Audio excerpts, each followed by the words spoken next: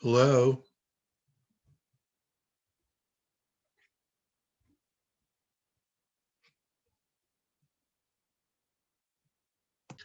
Let's get started. I won't take attendance yet because there's still a lot of people not here. Um,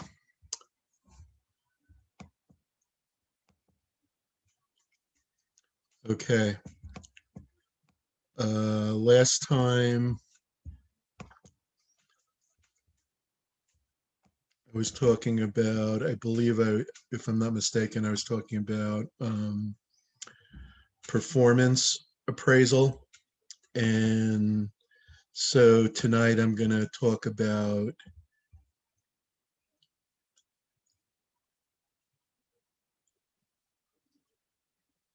performance management.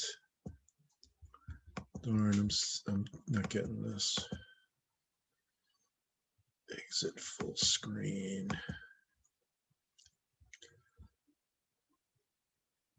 Okay, I'm still admitting people. We're up to 23. Okay, so incentive management has to do with, actually, I think tonight I'm supposed, let me check my syllabus. I'll be right back. I've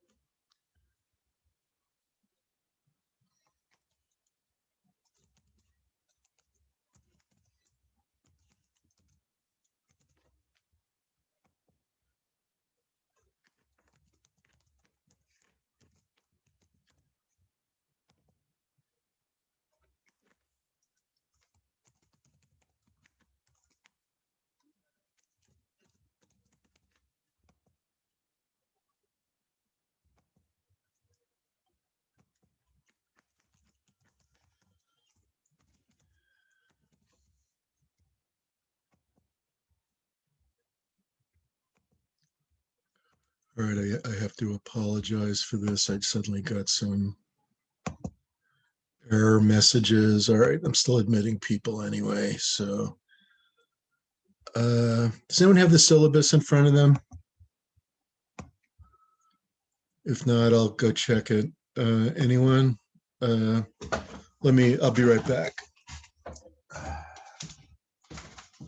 good evening, Professor.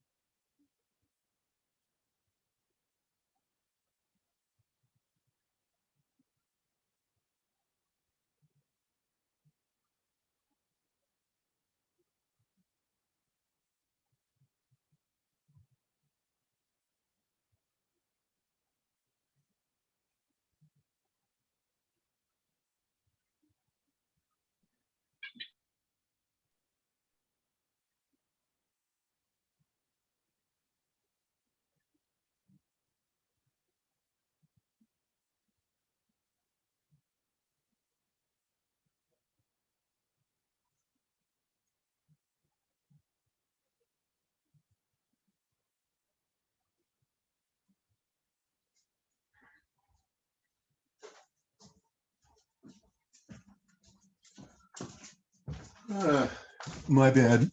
Tonight's compensation. I do apologize for that delay. Uh, all right, so let me pull out my notes on compensation. Compensation. All right, very important topic, and it'll lead into the incentive management stuff, which is also related to performance appraisal. I think what threw me is um, I recalled we had done something on the Deming video, and his issue is his issue is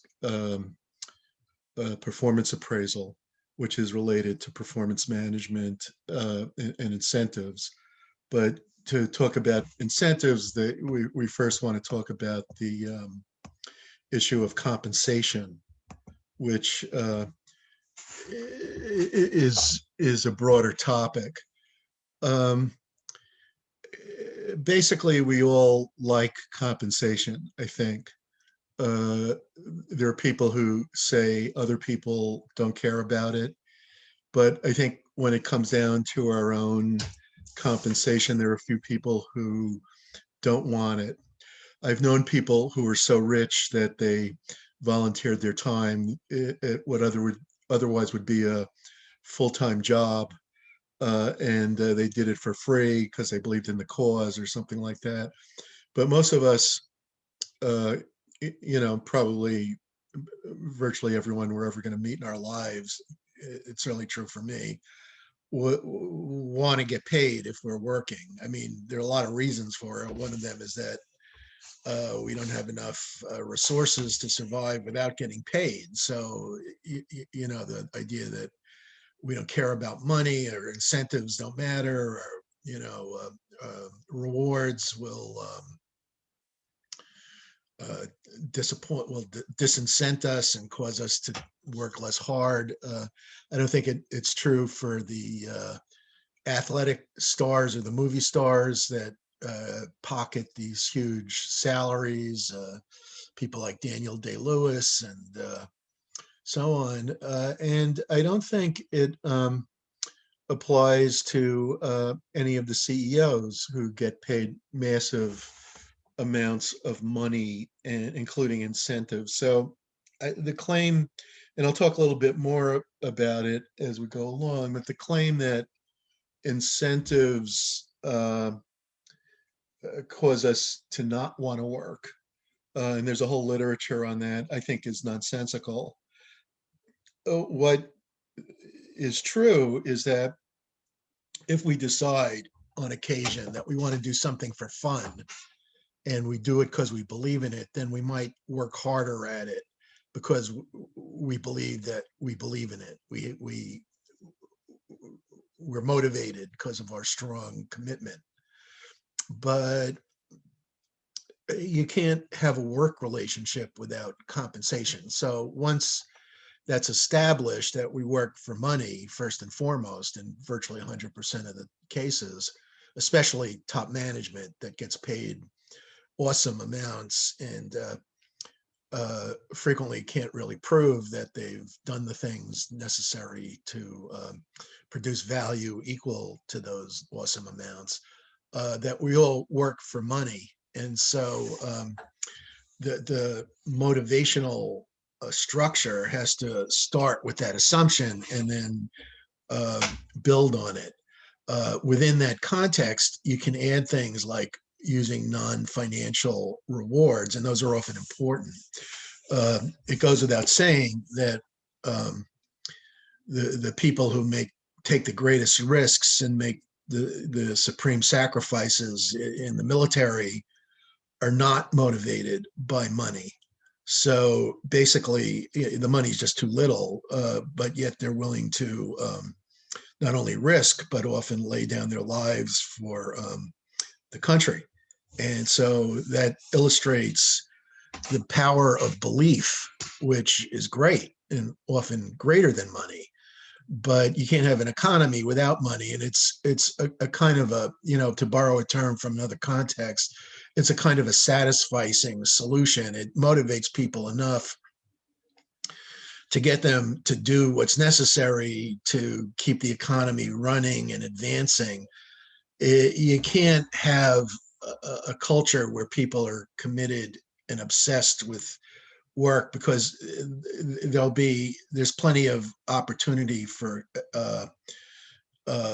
manipulation and exploitation of such people, and in the end they turn out to be suckers in a system that requires that kind of effort. I'm thinking specifically of the Stalinist socialist system that existed in the Soviet Union, where an important part of the motivational system was the idea that you would sacrifice, that the worker would sacrifice for the common good, for the people. And I'm sure there were people who, at least at first, did that and were, heroes of the revolution. But ultimately, you had large numbers of people getting less and less money to work less and less hard because the system didn't make use of financial incentives in the way that they need to be used, which is in the utilization of price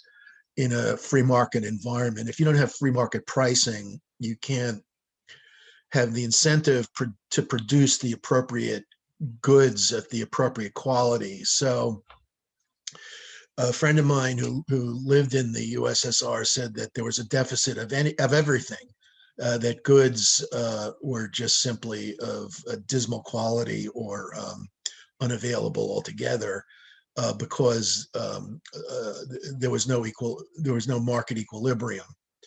And such equilibrium is only possible under free market capitalism. So compensation has to be tailored to the market economy. If it's independent of the market economy, and a lot of the things I'm saying don't really have meaning.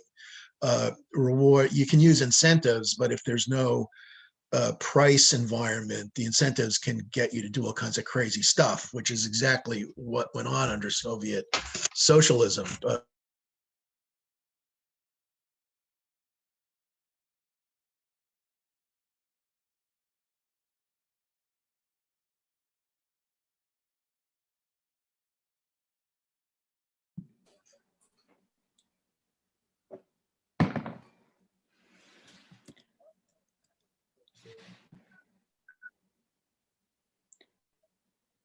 Professor, your mic is off.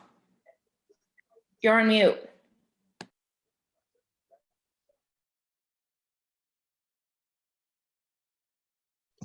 Has it been that way the whole time?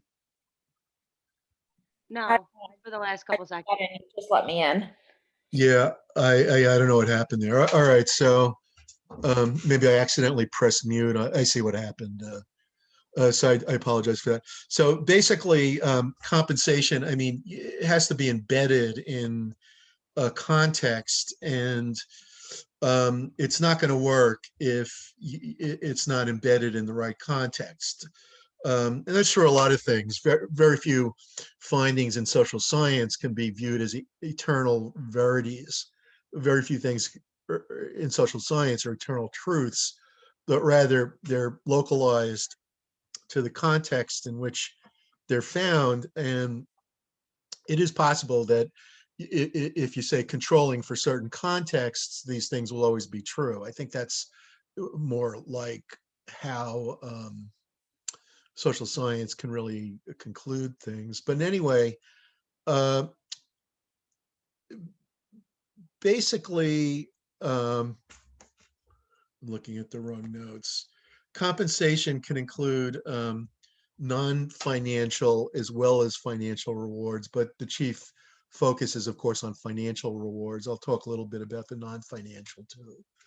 The goals of compensation policy include that the compensation be adequate.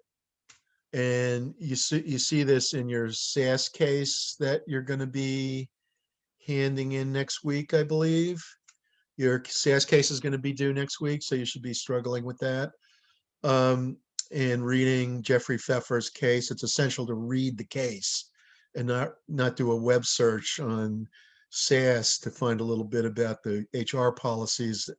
The case has a very distinctive perspective that you need to absorb in order to handle it well, handle the write-up well.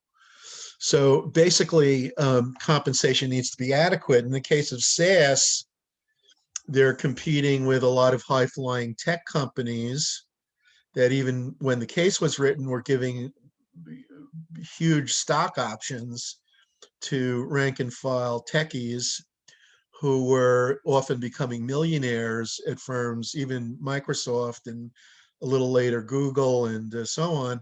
And so SAS had to think about, do we really want to give these stock options, and what can we get?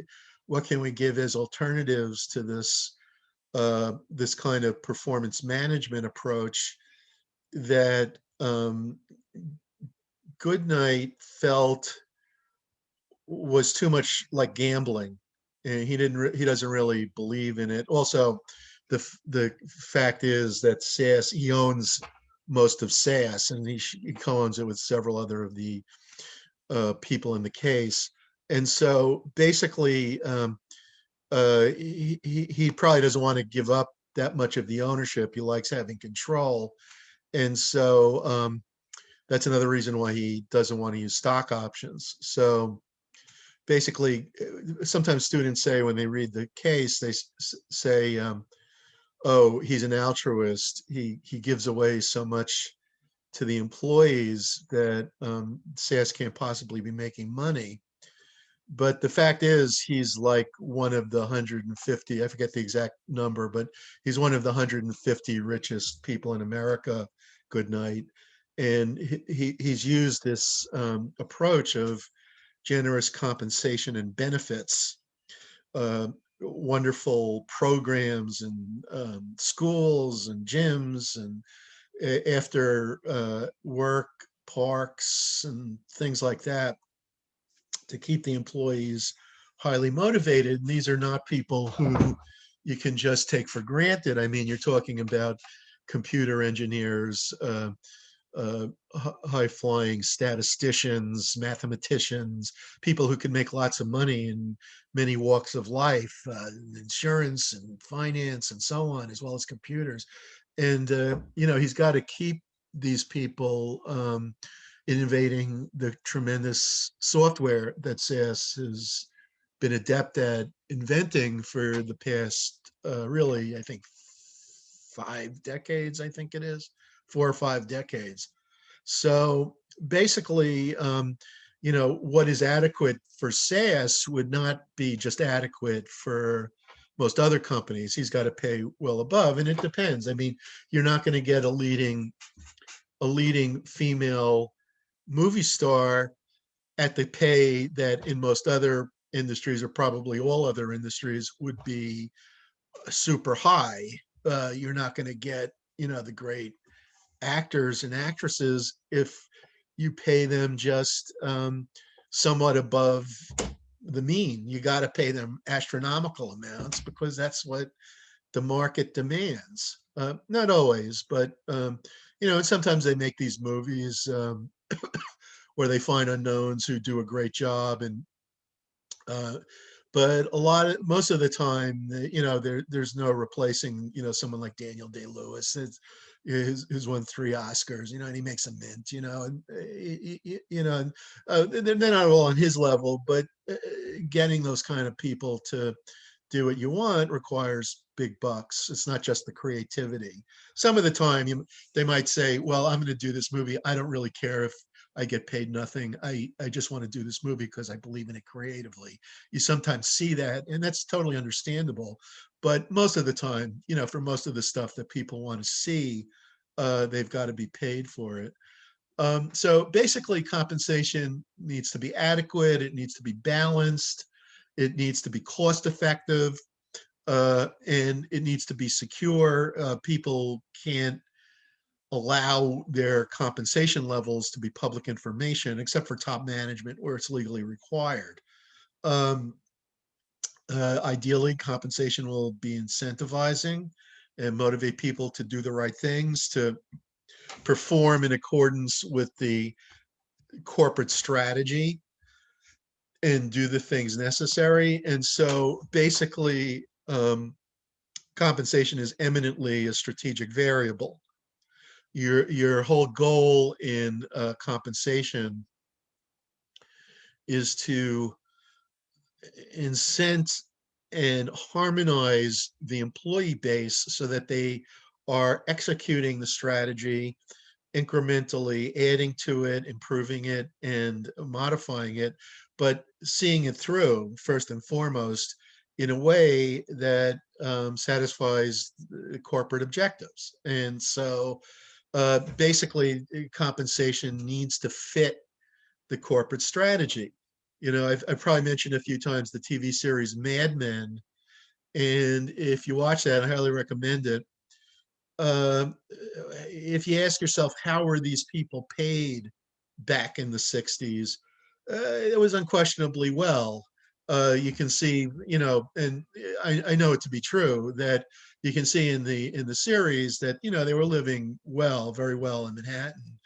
And basically, why would they be paid well? Because in order to attract and retain the kind of creative personnel that the characters represent, the Don Drapers and that I forget the female lead who becomes she starts as a secretary and becomes a leading copywriter. And basically, to motivate people like that, you have to pay. Otherwise, they'll find other lines of work that are preferable. So basically, compensation is a strategic variable, and I'll talk more about that. But it's also important to recognize that compensation is heavily affected by globalization. And this is going to be true. We saw this with the William Lewis video early in the semester. And basically, it's important to recognize that there are sharp global wage differences, and there are important differences between expatriate pay, the pay of Americans working in other countries, and those working in the home country in the US. And the same would be true, say, of a British company or a Japanese company, um, and so on, that the host country nationals will be paid slightly differently from the expatriates. I'm saying not host country, home country nationals will be paid slightly differently from the expatriates, because the expatriates have to be compensated for relocation risk associated with an exotic assignment, the high cost of living in cities like New York, Tokyo, Hong Kong are expensive. The apartments are expensive. Relocating people to these places means that they have uh, uh, to afford the same standard of living that they enjoyed in Topeka or in Cincinnati. They have to shell out a lot more money. So the company is going to compensate them very often. As well, there are cost of living differences, schooling costs for children. So there are a lot of issues associated. Also, of course, the huge issue of taxation and public pensions. In many countries, they don't have the kind of private pension system that we have here in the US. And so they're going to be covered. So when they retire, let's say you are an American and you go to work in France, you're going to get covered by the French public pension system. And let's say you're there for 10 years. When you retire, you're even though you're not a French citizen or national, you're going to be receiving a pension from the French pension system. And how does the American pension system, the private one that's owned by the company or that's held in trust for the employees by the company, to be more precise, how does that recognize the public pension that the employee earned in France? And as you can imagine, there's lots of ways to skin that cat, and there are also complex issues and strategic ones often. People who serve in expatriate assignments overseas can often find themselves out of work at the end of the assignment. And once that happens, word gets around and people won't want to do those jobs. They can be harmful to the company that no one wants to work in France or Germany or wherever. And so there needs to be adequate compensation to motivate the right people to do these jobs. All right, now, what are some of the determinants of pay? We talked about this already in the beginning.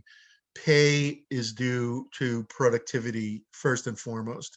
If productivity does not increase, pay cannot increase. Now, as F.A. Harper discusses, if you read through his book, the one caveat to that relationship is that inflation will distort the pay productivity relationship. And as I've discussed, America has faced a considerable degree of inflation over the past 50 years.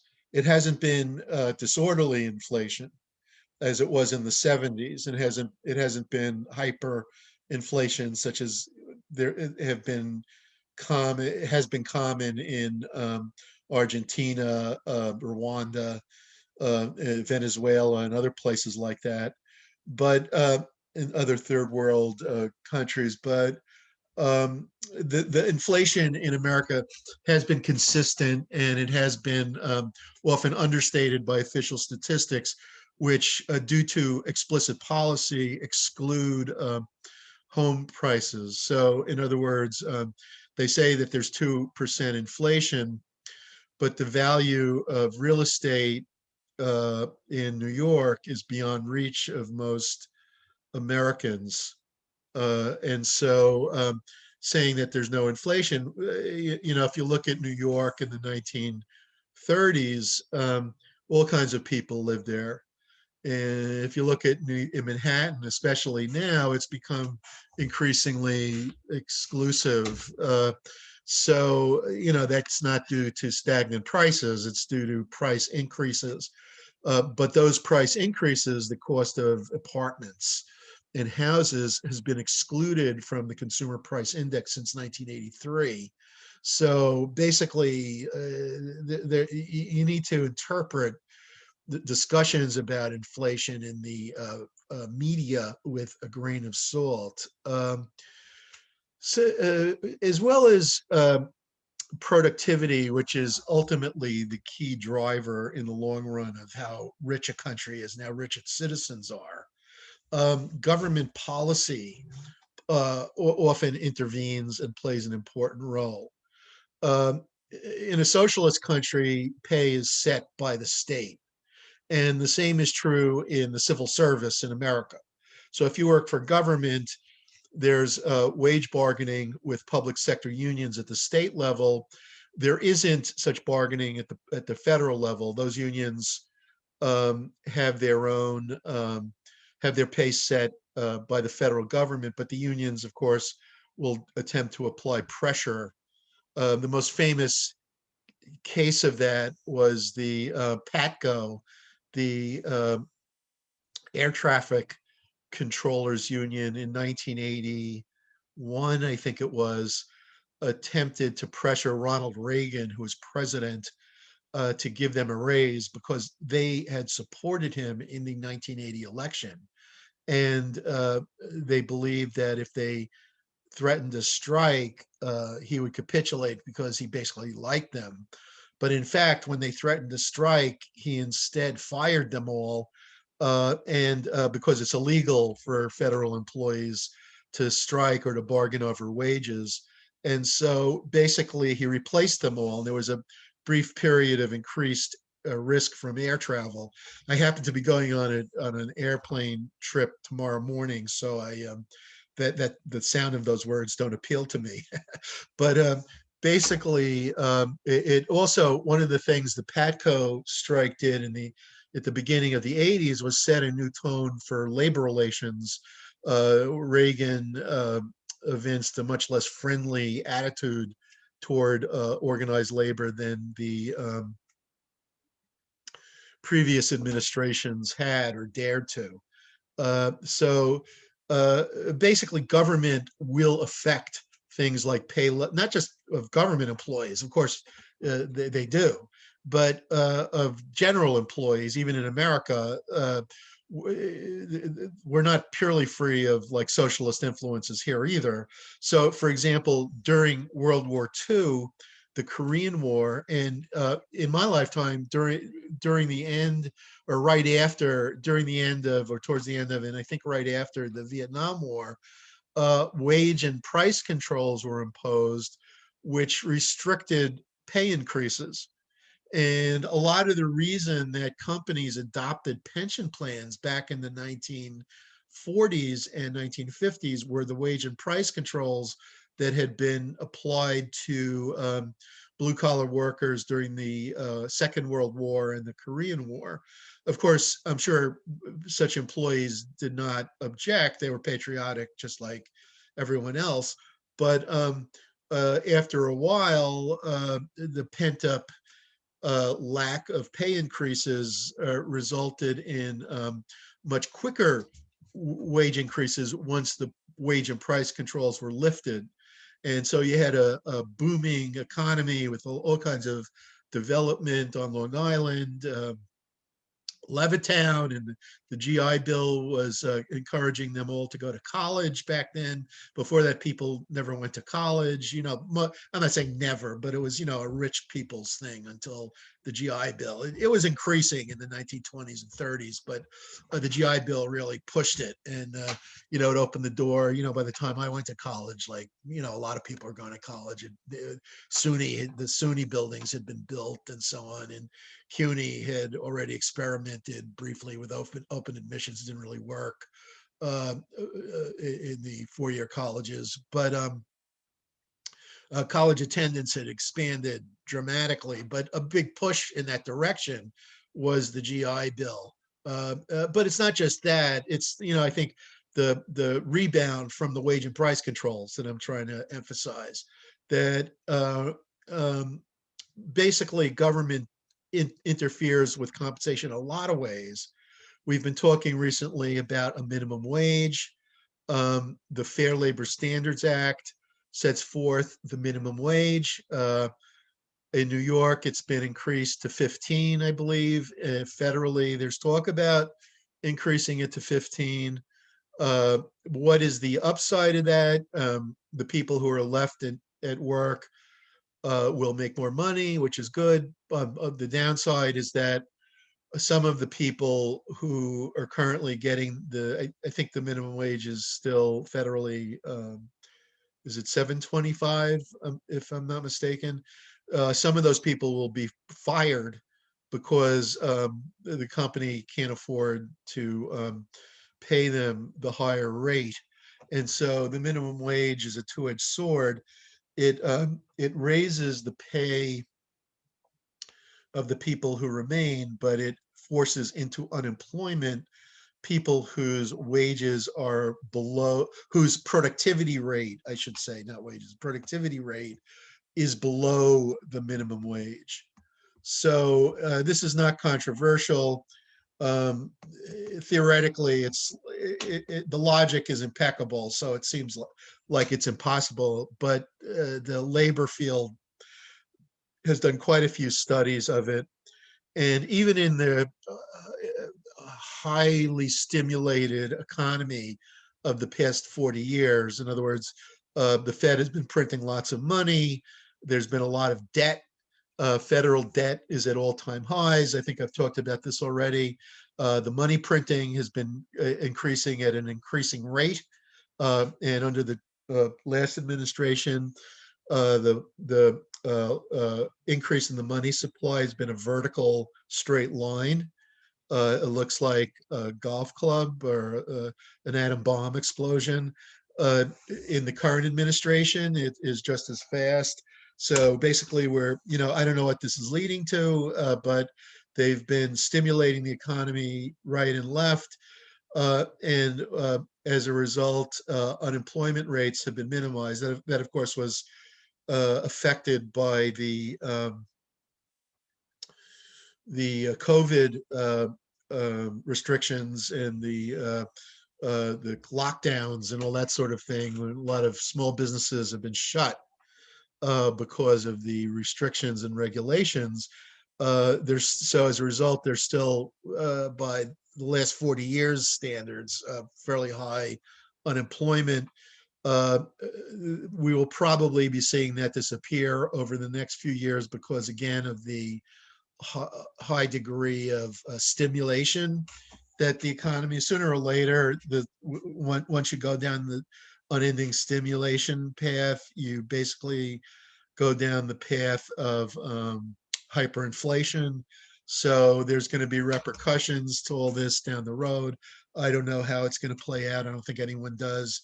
But certainly minimum wages are the effects of the minimum wages have yet to be felt when Hi, Professor. yes. There's a student in the waiting Oh, room. thank you so much. Let me admit all. I just saw that. All right, and since I just took care of that, let me take attendance while I admit people. All right, let's start with attendance. Um,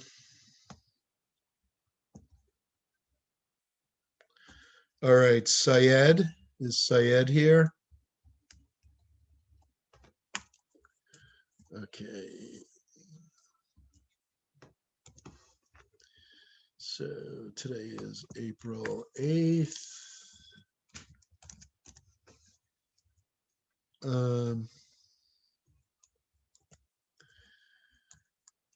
All right, Syed is not here. Romina Bala or Baya? Romina, I'm here, Professor. thank you. How do you pronounce it? Bala or Baya? It's Romina Bala. Bala, okay. Yes. Thank you. Lancy? Hey, Professor. Hey, Lancy. Brianna? Hey. I'm Hey, here. thank you. Japan? I'm here, Professor. Thank you. Bilal? Bilal Chowdhury? Tristan Figueroa? I'm here. Thank you, Tristan. Princess?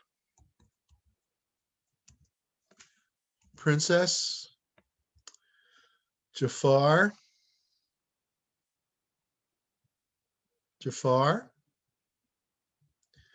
All right.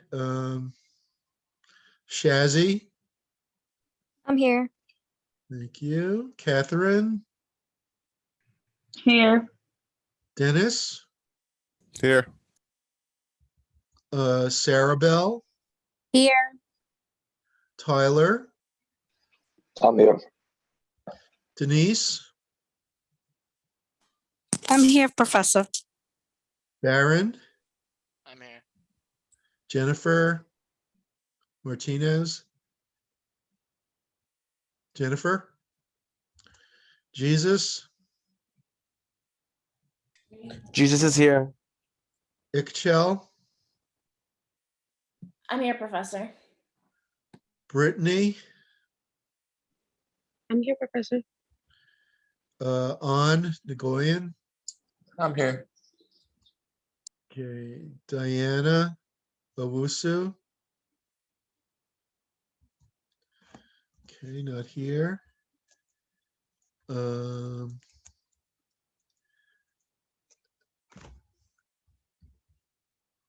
Elizaveta? I'm here. Okay. Elizaveta. Adley? I'm here. Alyssa? Regis? Alyssa Regis? Joanna Sokolowski? I'm here. John St. Fleur? Johnny Present, Tapia? present. Oh, was that St. Fleur? Yep. Okay, All right. okay.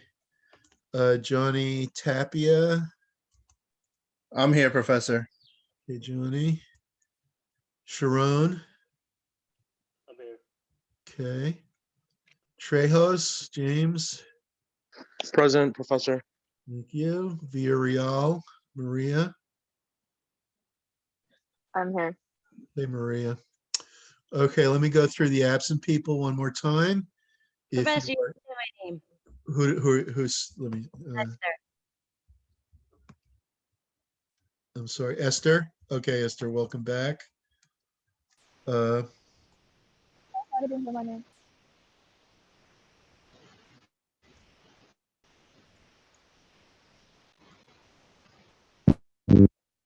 I had you for some reason. Oh, I think all right, I got you. All right, so Syed, uh, Bilal, is Bilal here? Um, Princess Harris, Jafar Iqbal, um, Jennifer Martinez, Deanna Owusu. I'm here, Professor. Oh, is that Diana? Yeah. Okay.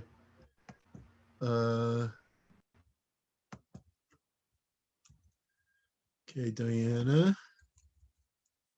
Alyssa. No, I had John. Huh. Okay. All right. So that's it. So just a few. All right. Should actually be more. I think there's a few people dropped, I think. Yeah, I'm pretty sure of that. All right. So basically, let's get back to this compensation stuff. The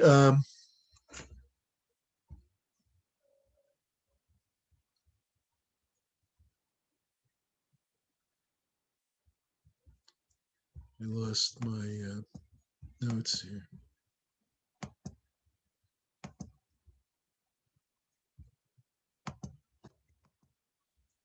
Here we go. Lost it again.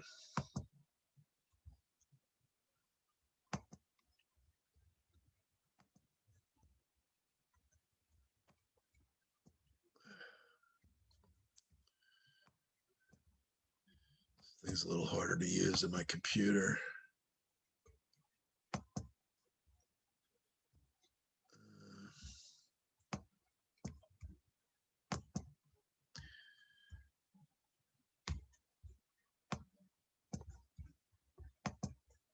Okay, here we go. All right, so basically, I was talking about the minimum wage. So the minimum wage will increase unemployment, and it will probably increase the worst kind of unemployment, namely people who can never find a job because their productivity rates are too low, and so they're trapped in a cycle of poverty. This can sometimes be alleviated with training programs and work programs where people are subsidized. Their work is subsidized as they learn skills. Gradually learn how to be plumbers or what have you, and make good money through the training. But not everybody's motivated to take classes like that and to work hard at something like that. So there's little question that the minimum wage will ultimately expand permanent unemployment. Um, I'll add to, since I'm on the subject of the Fair Labor Standards Act, it didn't just add the minimum wage. This was back in Depression times during the New Deal. Franklin Roosevelt passed the Fair Labor Standards Act with the cooperation of the Congress. But also the Fair Labor Standards Act, besides minimum wage, set forth time and a half for overtime, and it legalized child labor.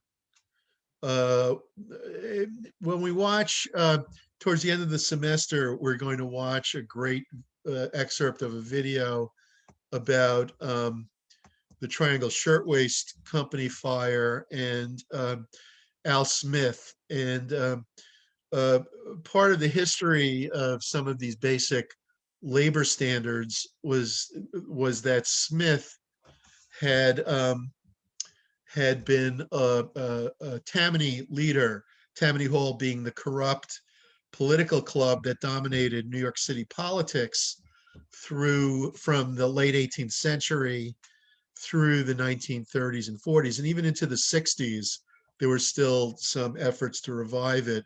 It was largely killed in the end by the Little Flower Fiorello LaGuardia.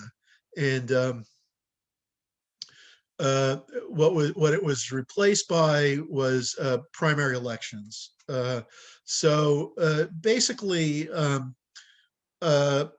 Smith, who was one of the last of the Tammany leaders, was encouraged by the Tammany leadership, which had always been corrupt. But they realized that the horrific outcomes that were being witnessed, in particular the Triangle Shirtwaist Company fire, had to lead to some improvements. And so Smith, working with reformers, several of whom became important to the Franklin Roosevelt administration. Roosevelt did not like Smith and did not appoint him to his administration. Smith had run for president in the cycle before Roosevelt in 28 and lost. But Roosevelt felt, I believe, I'm recalling from his biography, that Smith represented Tammany, and even though he had been the force of reform, he was still very connected and linked to Tammany. And I think part of the reason he lost the 28 election was his unwillingness to broaden his horizons and appoint a leader, a campaign leadership from all over the country. They were all New Yorkers and Tammany related. So basically, Smith had experimented with a lot of these ideas, and Roosevelt took many of the same ideas and established them as part of the New Deal. And part of this was the Fair Labor Standards Act.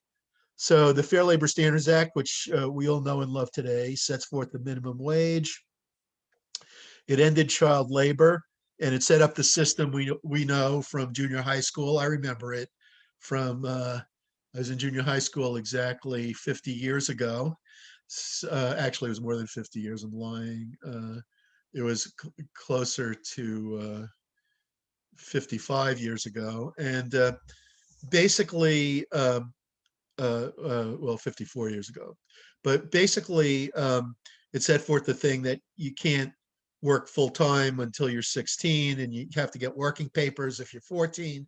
If you want to work after school, and if you want to work in the summer, you got to get the working papers, and they give you a checkup. And all that came out of the Fair Labor Standards Act and the child labor regulations. I'm sure many of you have experienced it.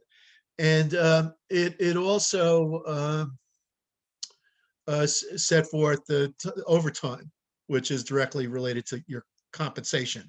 Now, it's important to understand that in overtime issues, there's a distinction that a lot of companies use for other things as well as for overtime, which is called exempt versus non-exempt.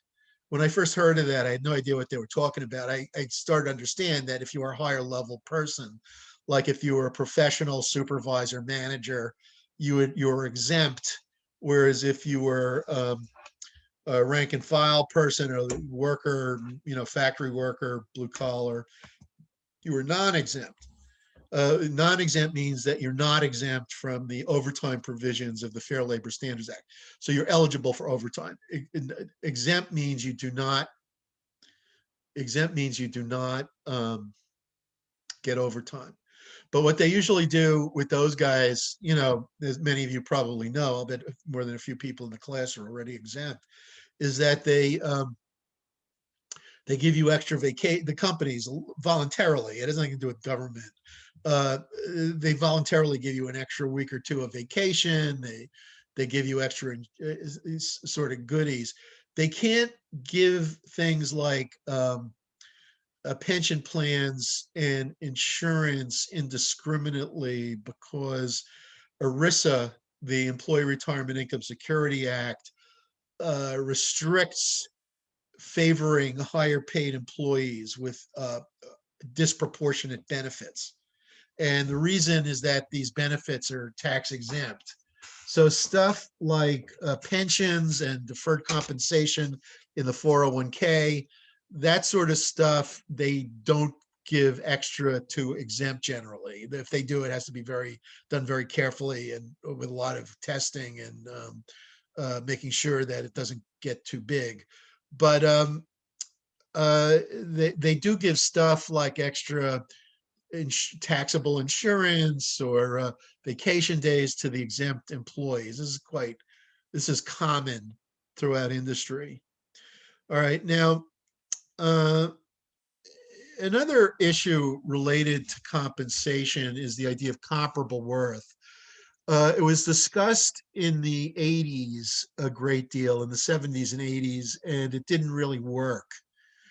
So it's generally not mandated by law, except in a few cities.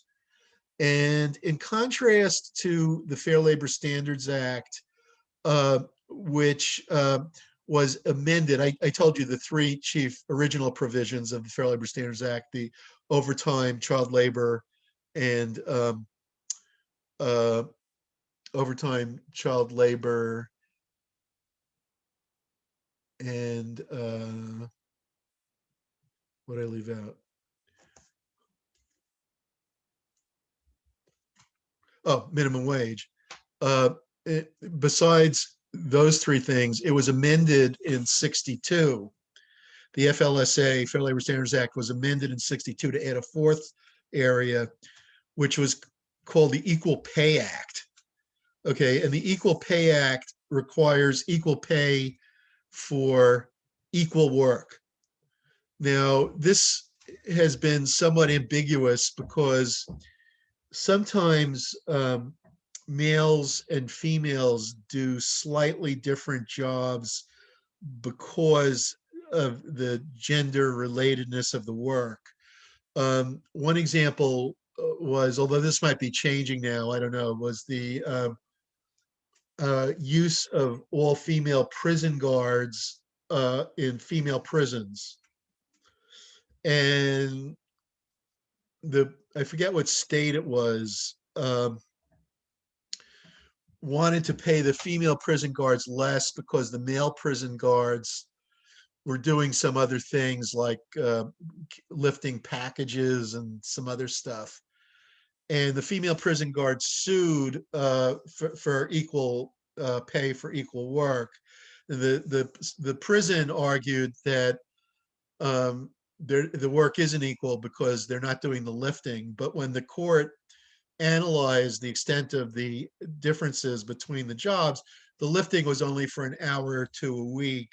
So it was not, the court concluded that it was not substantially different work, that what the females and males did was not substantially different. If it is, then it's perfectly okay to pay differently.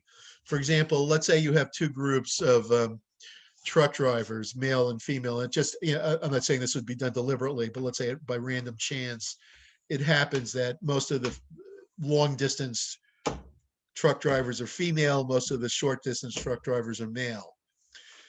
If the long distance truck drivers are paid more than the short distance truck drivers, the short distance truck drivers might choose to sue, alleging discrimination because all the males are getting paid less than all the females. In fact, they would lose the case because the work is substantially different. All right, if work is substantially different, then it doesn't have to be paid the same regardless of who's doing the work. Okay, someone might argue, well, there was discrimination in hiring, but that's a separate lawsuit. That's not the same lawsuit. You're not suing over compensation, you're suing over selection. We talked about Title VII in the context of employment decisions and the shifting burden of proof and disparate treatment and adverse impact and all that. And that's basically where you're going to have to bring a suit like that. So basically, the Fair Labor Standards Act and Title VII, incidentally, defers to the Fair Labor Standards Act. It's written in the act that Title VII of the Civil Rights Act defers to the Fair Labor Standards Act in issues of gender discrimination. So basically, comparable worth would amend the Fair Labor Standards Act or replace it and say that equal pay would be given to all people who do comparable work of comparable worth. So in other words, that what they would do, and we'll talk about this in a little while, they would do a job evaluation. They would check out how much each job is worth, and then jobs who the analysis shows should be worth the same would have to be paid the same.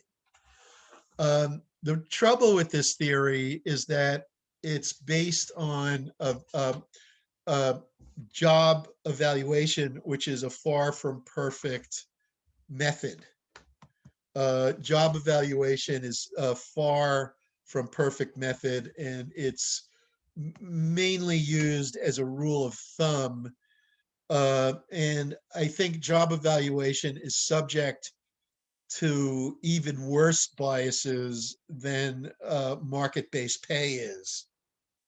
So the idea that you're going to use job evaluation to correct the market is chimerical. It's imaginary. And when they've tried to do it, it's resulted in all hell breaking loose. People who got raises basically for reasons that other people couldn't understand, and the people who didn't get the raises all start screaming and so on. So basically, it didn't really work where it was tried, mainly in public sector contexts, and today exists only as chiefly anyway as a subject of lectures in HR classes rather than actually being a policy in most companies or government offices. Another set of rules that affects compensation is the Walsh-Healy-Davis-Bacon Act. The Walsh-Healy Act, the Davis-Bacon Act, and the McNamara-O'Hara Act, which are prevailing wage laws. What Davis-Bacon does is it says that employees that the federal government hires to do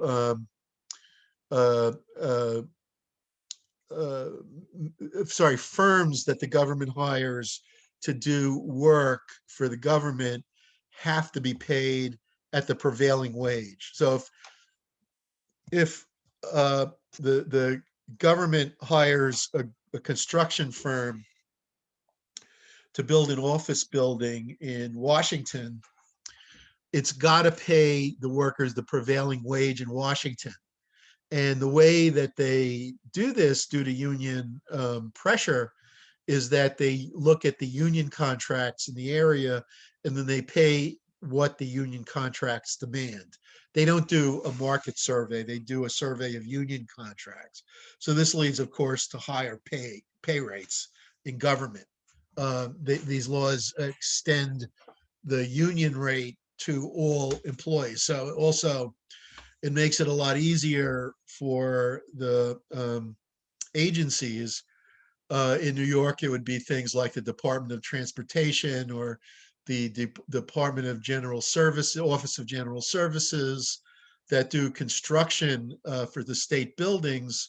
This type of prevailing wage law, the ones I told you are the federal laws, but they have similar things for the state, will mandate that they hire union shops to do the work.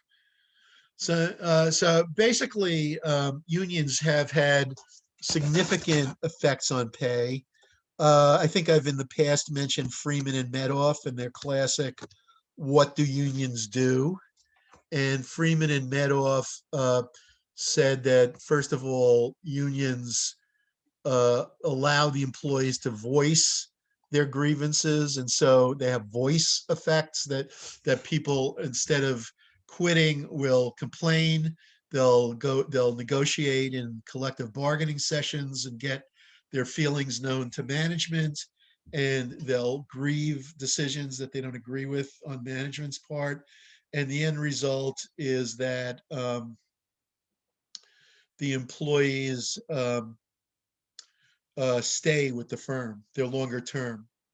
What that does is it enables union shops to raise wages.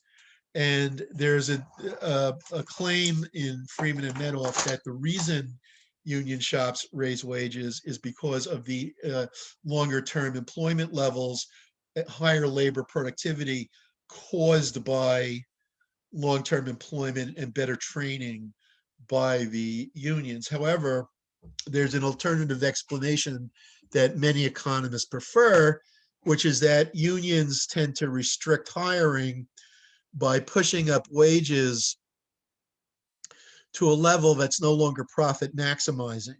And the reason they're able to do that is the threat of a strike. So in other words, they can threaten retaliation in various ways against the employer. The employer may say, okay, it's rational for me to push up wages to a level that's below what would happen if they went on strike. So I won't have to suffer that.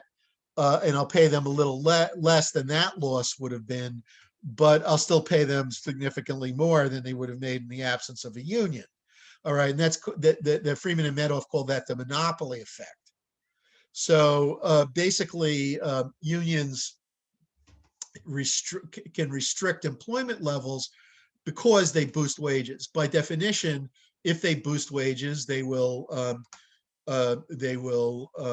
restrict employment. It's the same principle as the minimum wage. And I should say, it's important to understand this concept, and I didn't enunciate it at the beginning, which I should have, that I said that productivity drives wages, and that productivity drives wages, but I should have been a little bit more explicit. I'm going to put on the whiteboard for a minute. That it's not just that they're correlated, but they're correlated at the margin. So there's a concept in economics called the law of diminishing returns, and it's related to the law of diminishing utility and the law of diminishing productivity. And basically, the law of diminishing returns says that the first unit is always the most productive. It always has the greatest utility. It always has, okay, the waiting room issue. Okay, I think I just took care of that. Is that the first unit is always the most fertile, is always the most productive. For example, if you're starving to death, the first sandwich you eat is the most important one. You're still hungry after the first one, you might want to have a second one. You haven't eaten in a long time, so you have a second one. After that, you start to care less and less about the sandwiches. All right. So basically, your utility diminishes as you get more units. The same is true with productivity. If you have a field that needs to be plowed, but it's too big for one person, the first person who plows will be the most productive. The second person may possibly be as equally productive, but eventually you'll hire someone where there's only a portion of the field left, and so they'll be less productive. And if you hired after that, maybe you could hire a cleanup person. That person would be less productive still. So, and after that, there'd really be no reason to hire them. And the reason is that there's a long-term rule that the wage should equal the marginal revenue product. Marginal revenue product. So basically, that means that the output that anyone produces, let me put it, the output that the last person hired produces should just equal the wage. If it's above the wage, then the firm won't hire them. I'm sorry. If the marginal revenue product is above the wage, then the firm will hire them, and if they'll hire the next person if it still is, but if it's not, then they won't hire them. So they'll hire up until the point where the wage is as close as possible to the marginal revenue product. As long as the marginal revenue product, the value of the employee's output, is below the wage, it's going to be worth it for the company to hire them. They're making more money off you than they're paying you, so that it's going to be worth it. At the point where the wage exceeds the marginal revenue product, the firm is no longer going to hire you because they're losing money on you. So if you think about the minimum wage, what that does is it ignores the basic principle that the wage must equal the marginal revenue product. It forces the firm to hire at a fixed wage, which causes them in turn to reduce the employment levels, so to the point where the wages and the marginal revenue product fall back into equality. So basically, that's what the basic principle of wage determination is. Now, does this work perfectly or all the time? No. In particular, very few large firms pay market rates. All right. There's something in industry called internal labor markets. And this was first recognized by two labor economists, Doringer and Piori. And basically, internal labor markets suggest that there are certain entry-level jobs where employees enter the firm. They're paid at a below market rate initially, during which period they acquire both general and firm-specific skills. They can always take the general skills, the skills like how to write better, how to maintain accounts, how to do the accounting in accordance with GAAP, how to program a computer. These kinds of skills are general skills. They can always take those skills with them to another firm.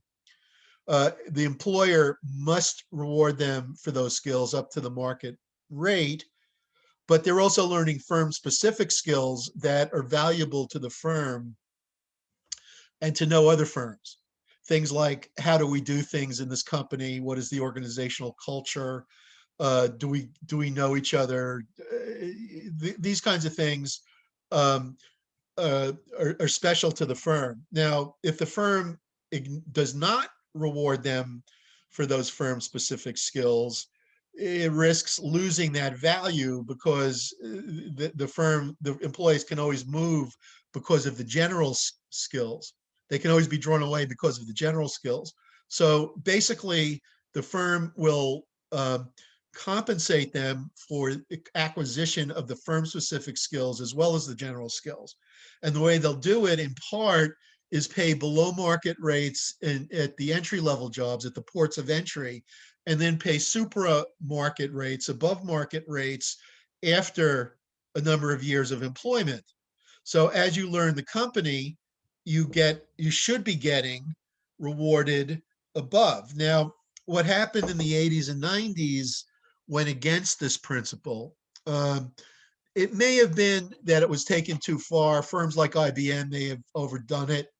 But in the early 90s, IBM went from using this internal labor markets principle aggressively to laying off large numbers of employees whom they felt were not productive, who were not earning their keep. In other words, that their wage was in excess of their revenue product. And so they cut back significantly.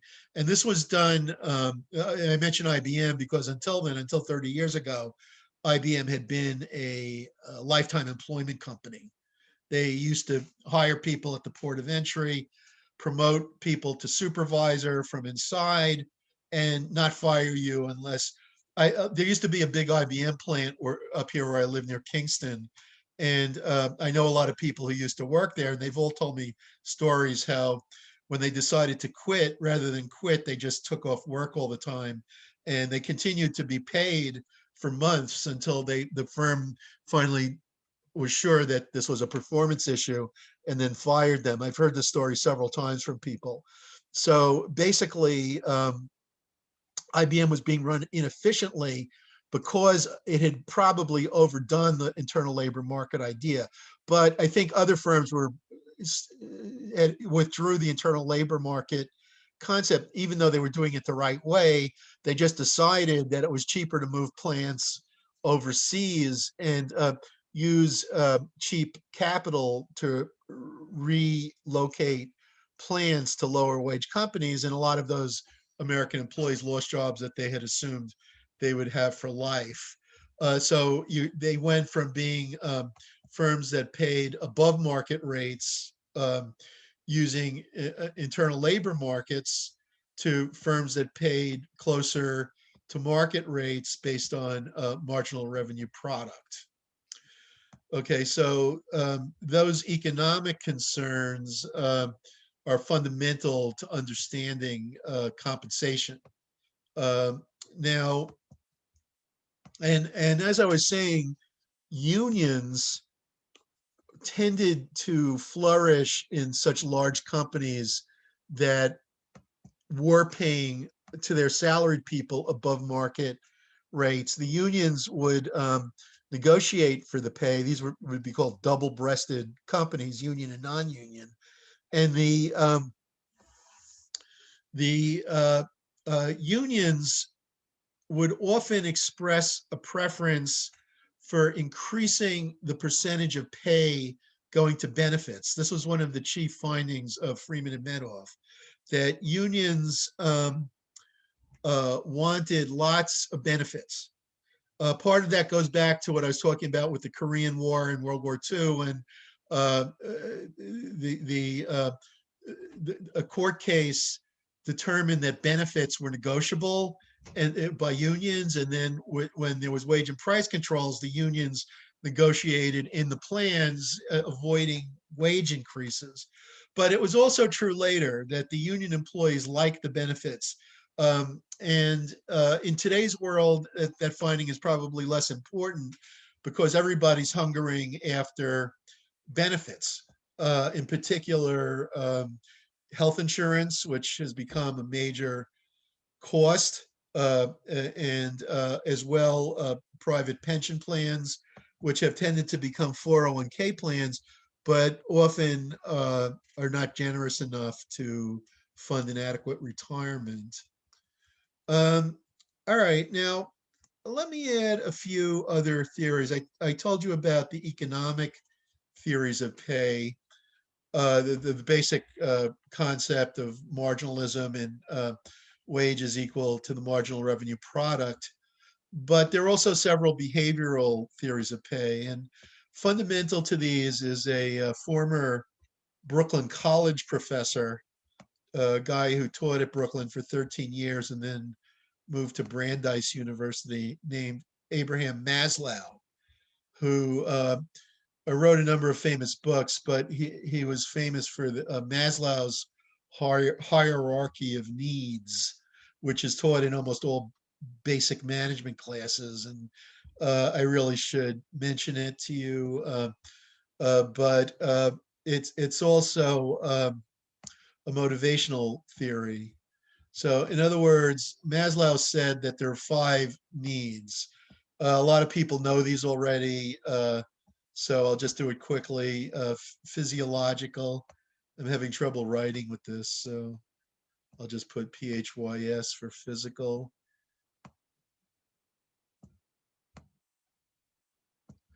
Social or affiliation is the second one, SOC for social. No, I'm sorry, I did something wrong. I meant to say security or safety. I'll say SEC for security, but you might say safety needs, that you're not capriciously fired, that there's no physical threats to you. I'm gonna have to turn on the light. It's getting dark here.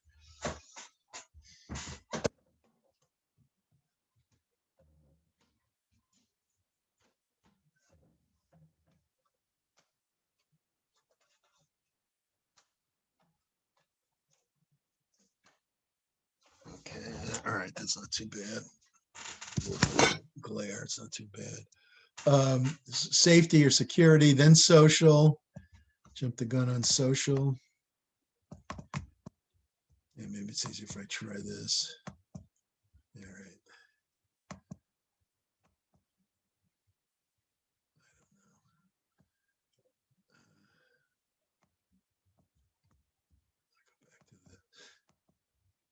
right. Social or affiliation.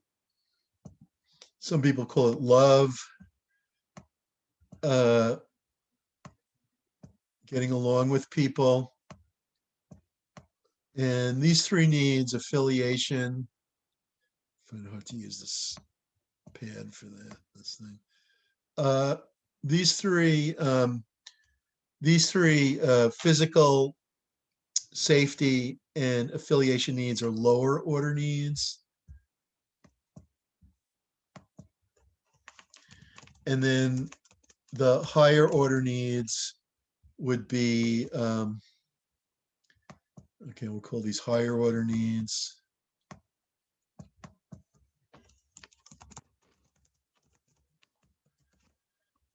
Would be self-esteem.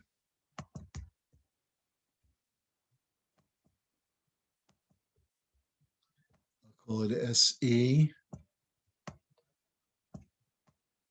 I have trouble using this touch screen thing. Self-esteem, and the highest is self-actualization.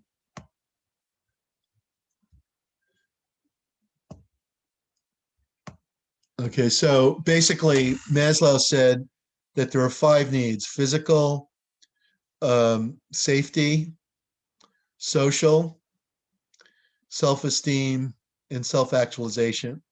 The first 3, physical, safety, and social, are lower order needs. The top 3, self-esteem and self-actualization, are higher order needs. All right, now, basically, if you look at how you motivate people, what this is saying is that you need to satisfy the lower order needs before you work on the higher order needs. So people have to be satisfied with their pay and job environment. That's the physical, with not feel threatened, fear of being fired or something, that they have to get along to some degree.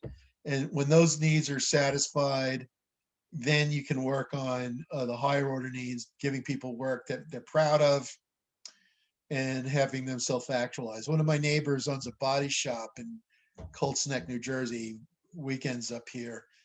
And he once invited me over. He has like a party house adjacent to his regular house across the street. And he was having a gathering, he invited me over there. And I asked him, I was curious about this. I said to him, in your work in the body shop business, was there ever one car that you worked on that you were especially proud of, that, gave you a special sense of self-esteem and even self-actualization? I didn't use those terms, but that's basically what I asked him. And he looked at me for a second. He said, of course. And he had a picture of it on his wall. It was actually hanging right next to me. It was a 1950s car with wooden paneling. It was called a Woody, that he had completely reconstructed. Beautiful car, and he completely rebuilt it.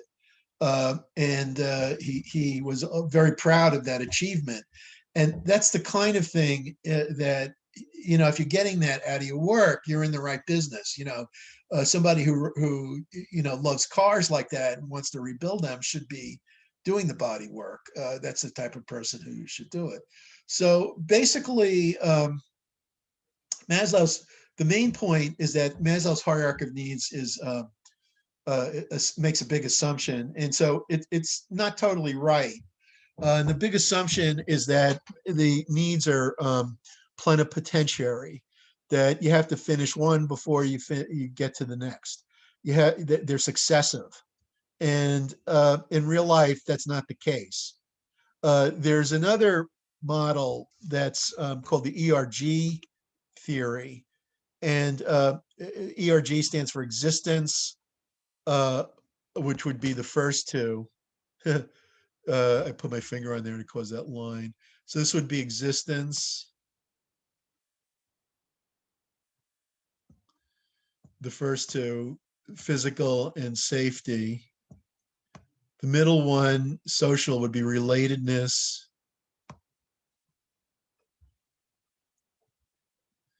And the top one would be growth. And so ERG stands for existence, relatedness, and growth. It's very similar otherwise to Maslow's, but it's easier to perform statistical testing on it. And what has been found in the studies of this model is that if you're completely deprived of your existence needs, you can't concentrate on anything else. Someone who's starving to death can't worry about relatedness and growth. All right. Somebody who's deprived will be, do whatever they can to survive. But if your minimal needs are met, if you're not suffering, there's a famous novel by Knut Hansen called Hunger. And basically, it's about a guy starving to death. And basically, if you're not in that position, you're not starving to death. The other two can go in any order. So like somebody who's really poor and doesn't have a lot of money might be highly creative and engage in self-actualization. There are many cases of that, where like there's some kind of starving artist, Vincent van Gogh, who is starving to death. He's half crazy, but he's painting all these great paintings and self-actualizing in ways that are still remembered well 130 years later. So basically your growth needs don't have to, be linked to your social needs. You can be creative without them, without the social needs. And you can even be creative without some of the existence needs. But if you're really deprived on existence needs, then you're not going to be doing much else. And that's the only real hierarchy. So Maslow wasn't totally right, but it's kind of a cool theory. So everybody uses it and mentions it. Okay, so that said, Hertzberg's two-factor theory builds on Maslow's hierarchy of needs. Hertzberg says that there are two needs. One, not two needs, but two, let's call them two dimensions, if you will, two scales. The first scale is based on the lower order needs. Okay, and that scale is the demotivator scale. The idea of the demotivator scale is that the lower order needs, according to Hertzberg, can demotivate you, but they can't motivate you. So Hertzberg is kind of writing in the tradition. It's not the human relation. He rejects the human relations school, but it's kind of in that tradition where pay is unimportant. He certainly rejects scientific management as well, but it's a different view from human relations. Hertzberg wrote an article in the Harvard Business Review. One more time, how do you motivate employees? And in that article, he refers to the Jackass School of Management.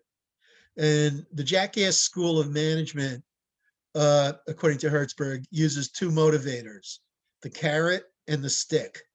Okay, pay and the threat of being fired. And basically, this is a very scientific management oriented approach, which he holds obviously special dislike for. But he also dislikes the human relations school, which he sees the social needs as being just one more lower order need, whereas the human relations school emphasizes the importance of socialization and getting along with your group. So he says, if any of the lower order needs, socializing, job security, pay, any other physical needs, benefits, what have you, if they're not present satisfactorily, you will be dissatisfied. If they are present, you still won't be motivated to work hard. They will demotivate you if they're not there, but they won't motivate you if they are there. What will motivate you, according to Hertzberg, is the second scale or dimension, which is the higher order needs, self-esteem and self-actualization. He's keying off Maslow. That, in other words, if you've got a job where you're challenged to be all you can be, which used to be the slogan of the advertising chant of the army. If you're challenged to be all you can be, you actualize yourself.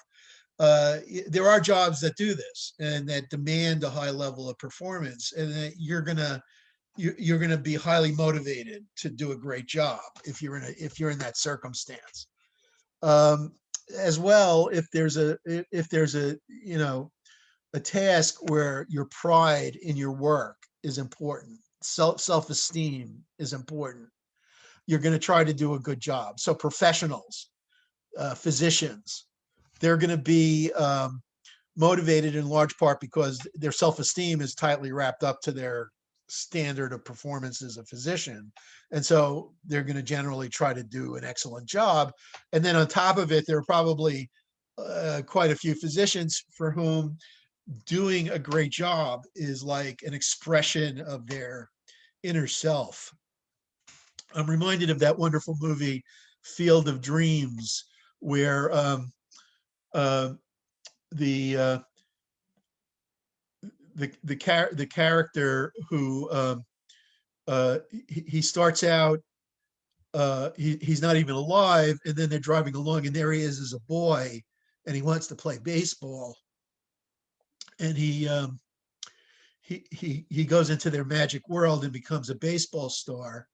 But then what he really was a doctor, and when the daughter chokes on the hot dog, he becomes the doctor again, because that's what he really wanted. That's what he really believed in. And he was self-actualizing himself. Burt Lancaster, the great Burt Lancaster, played that part. It was one of his last roles. And I think that sort of captures this idea that many kinds of work are self-actualizing. It's not just being a baseball star, but being many other things are also self-actualizing, whether it's fixing cars or being a physician. And so basically, if you can be motivated in that way, you're going to be doing a great job. Another theory directly related to pay is equity theory. The idea of equity theory is that people look around them and they compare how much they're doing with how much other people are doing. If they're working twice as hard than the other people, they expect twice the raise. If they're working half as hard, they can fairly expect half the raise. Now, of course, a lot of people who work half as hard aren't going to be that objective, but equity theory posits that people will tend to look for the ratio of inputs to outputs to be equal across their colleagues.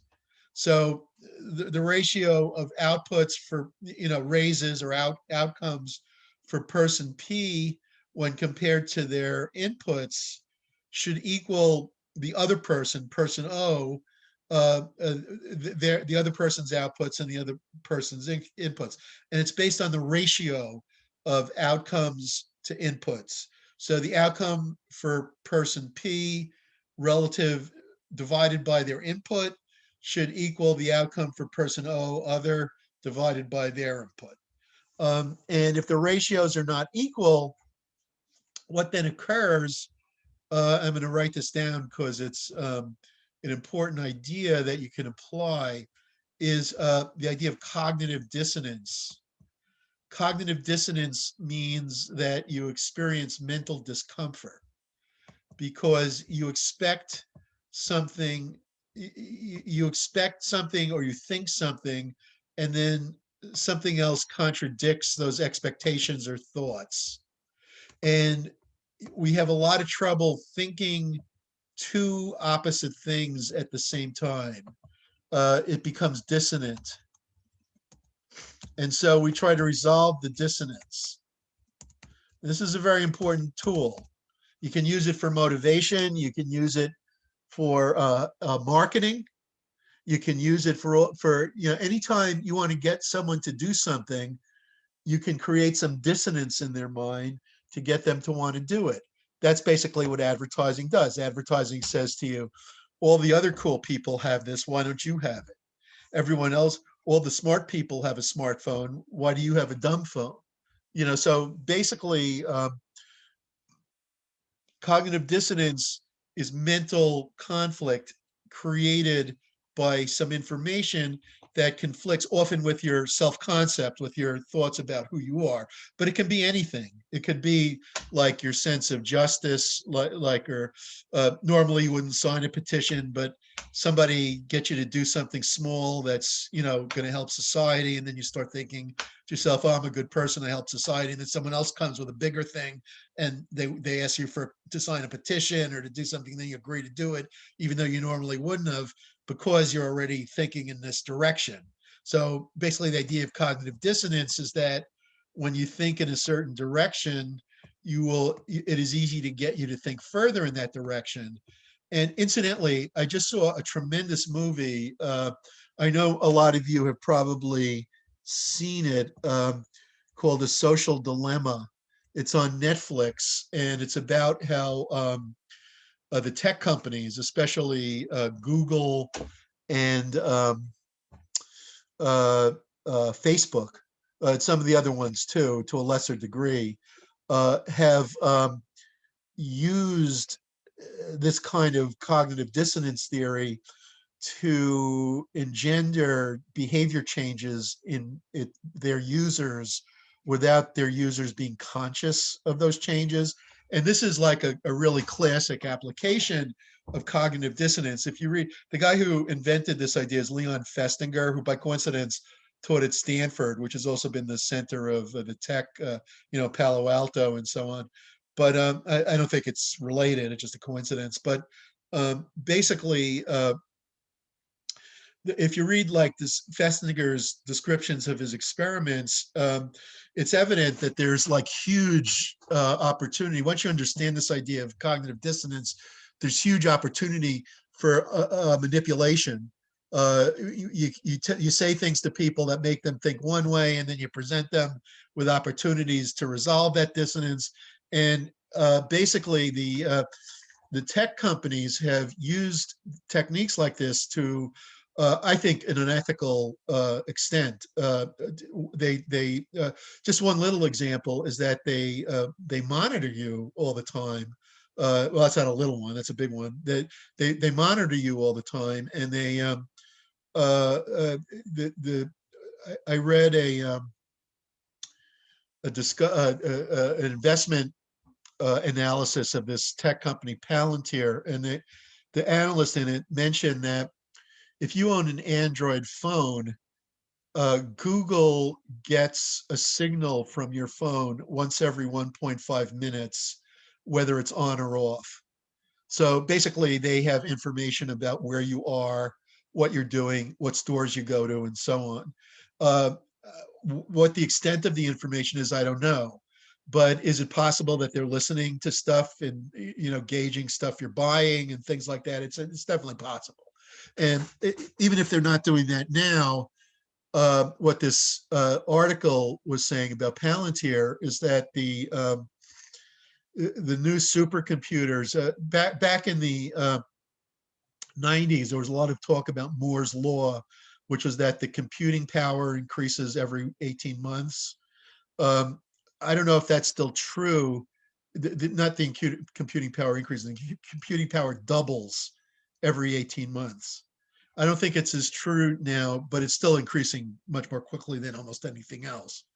So basically, what this guy was saying is that they're building these new supercomputers that are to the kinds of artificial intelligence computers that they're using now to do this stuff, as a nuclear bomb is to a regular bomb. So that, in other words, their computing power is escalating at a rapid pace, and they're going to be able to train the computer to learn how to tailor um, marketing strategies towards you at more and more in more and more detailed ways to points where they might be controlling you in fairly extensive ways. They already are, but in other words, it's going to become more extreme if nothing is done to stop it. So basically, I mean, this is kind of the dark side of cognitive dissonance. But basically, what getting back to equity theory is that if you experience inequity, then the idea is that the person who first came up with this idea is Adams. And notice that equity theory thinks in terms of ratios, not in terms of like uh, subtraction. Like it's not the differences between outcomes and inputs, it's the ratio, which changes slightly. I don't think it's that exact, so it's not important, but it's an interesting thought. So basically, you want to pay. I mean, the upshot is fairly simple for HR, that you want to pay fairly. If you pay inequitably, if you give people bigger raises than they've earned, then other people are going to be ticked. And there's going to be stuff like people quitting, union organizing drives, even stuff like going postal is very frequently offered to unhappy employees. So there could be workplace violence and things like that. All right, so enough said about equity theory. Another theory that's very important is expectancy theory. Expectancy theory is the idea that managers don't always know what employees want. And so it's very important for managers to understand what incentives employees want. And then managers have to take certain steps to use those incentives carefully and not to abuse the employees or misconstrue their relationships with their employees. Let me show you. So in other words, the guy that invented this, it sounds like when a car starts, vroom.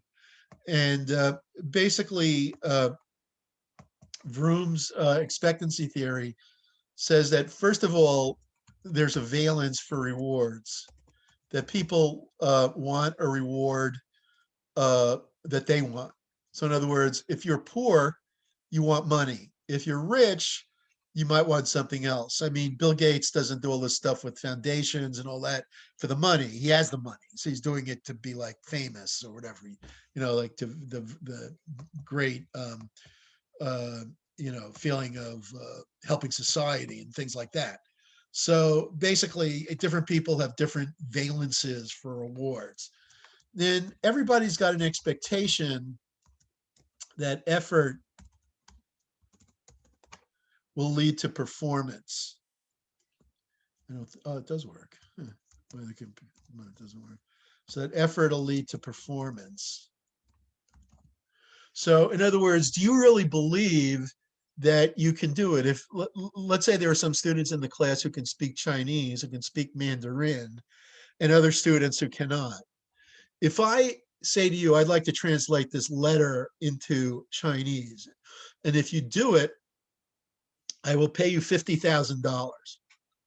Okay. Now, those of you who know Chinese will say to me, okay, I will do that. I want the 50,000. I know if I knew Chinese, I would want to do it. So because if you put out the effort, Chinese, you put out the effort, you can perform. However, those of us who do not know Chinese do a quick calculation. It's probably not conscious because it doesn't require it, but we know that to learn Chinese might take 10 years. We don't got the 10 years, and 50,000 is certainly not enough to motivate us to spend 10 years. So basically, we say, no, we're not going to do that. So we don't have an expectation that the effort will lead to performance. Now, how do you adjust for that? And I gave you kind of a kooky, extreme example, but in the workplace, there might be things that employees don't want to do because they're not sure they know how to do it. So what do? you train them to do it. So it's, in other words, you need to have adequately trained employees. And third of all, expectancy theory says that there has to be an expectation or expectancy that the performance will lead to the reward. That, in other words, I'm not just lying or cheating you. I'm not a scammer. All right. But rather, you can trust me. And the way that management has to do that is to gain the trust of the employee. So that said, let me try to, I'll put this all together. Expectancy theory, I'm trying to get this thing right.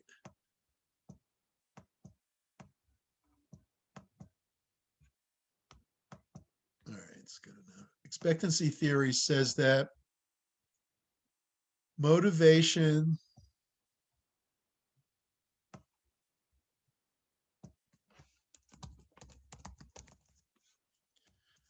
is equal to the expectation, well, the first thing, the valence for the reward.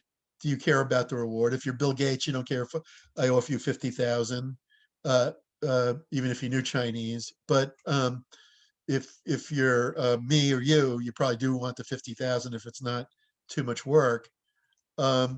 Times your expectation that effort will lead, I'll call it expectation of E, small e, that effort will lead to performance, times your expectation of small p, let's say that small r, that effort will lead to the reward.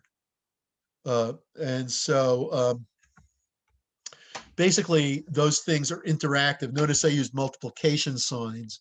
That, in other words, all three have to be present. If your valence for the reward is 0, you're not going to do it even if you know Chinese and you believe I'll give it to you. You still won't be motivated. If you value the 50,000 and you know Chinese, but you think I'm a crook and you don't want to deal with me, then ER is 0 and you're still not going to be motivated. Okay, that's the idea of expectancy theory. Okay, so basically, expectancy theory reminds us of the importance of giving rewards that people want. Another theory that's important, I'll just mention briefly, is reinforcement theory.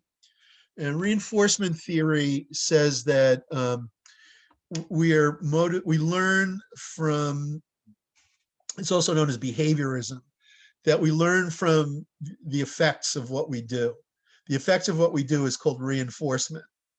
So basically, we're all a bundle of drives. We have certain needs and drives.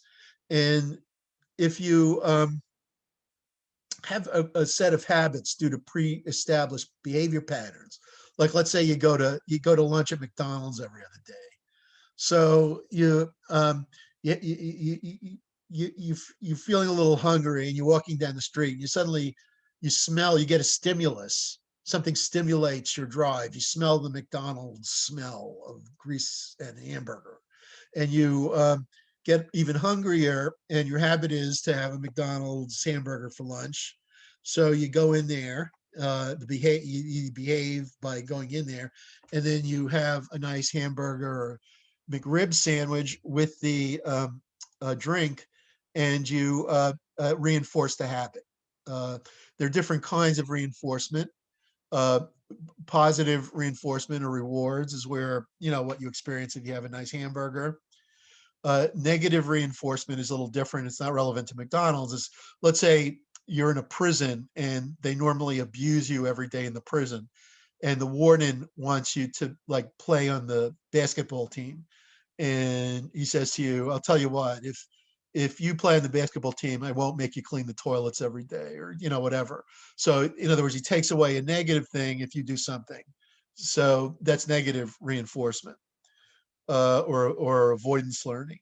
The The third one is the third kind of reinforcement is punishment, where you do something bad, you say screw you to the warden, and he puts you in the cooler, or, isolation cell for 2 weeks because of that. Okay, so that's punishment. And then lastly, extinction is where your boss says to you, well, if you do things the right way, I'm going to give you a 10% raise. And then like you accidentally step on his foot and he gets annoyed, and then the day passes and he doesn't give you the raise on the day that he said he would.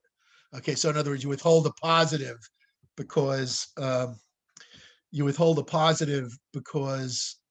somebody did something negative. All right, now clearly pay is a strategic issue. I'm going to talk more about this. If we have time, I'll go into a little more detail, but I want to talk about the practical side of pay first. Firms adopt different strategic postures with respect to pay. If you look at SAS, they're obviously a high pay company.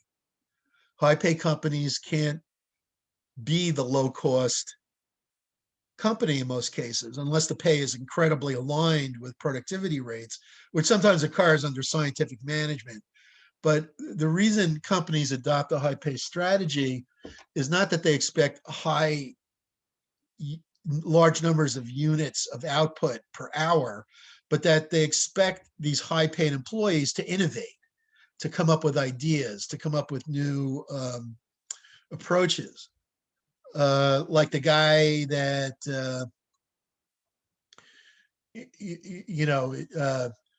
like Tesla, Nikola Tesla, the inventor of the AC electrical system. He signed a contract with Westinghouse. He wasn't their employee. He was an independent consultant or inventor. He signed a contract with Westinghouse, and they agreed to pay him a fee for every unit of electricity generated using the AC system. He then invented the AC motor, which we all use today in our appliances, and the AC generator. He built the first hydroelectric generator, and you'll notice that this was a green energy thing early on.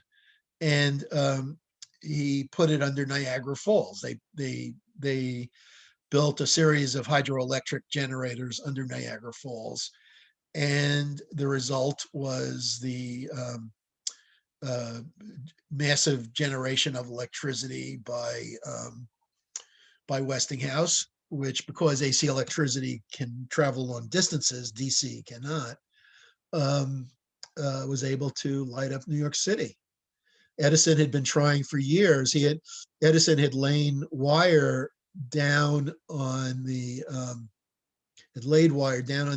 Wall Street area, but there were a number of problems with the DC system. That there were electric currents being released, electrocuting passersby, and the DC current could only travel a short distance. AC was a massive improvement. And so Tesla and Westinghouse won the day. And, part of it was the motivation was probably the large compensation amount. Contradicting that was that Tesla subsequently tore up the contract with Westinghouse and let them have it for free. This is highly unusual. He could have been the richest man in the world if he'd insisted on the contract, and he didn't insist on the contract. And you got to wonder about that, but that may just be, the idiosyncrasy of an individual. In general, most people don't behave that way.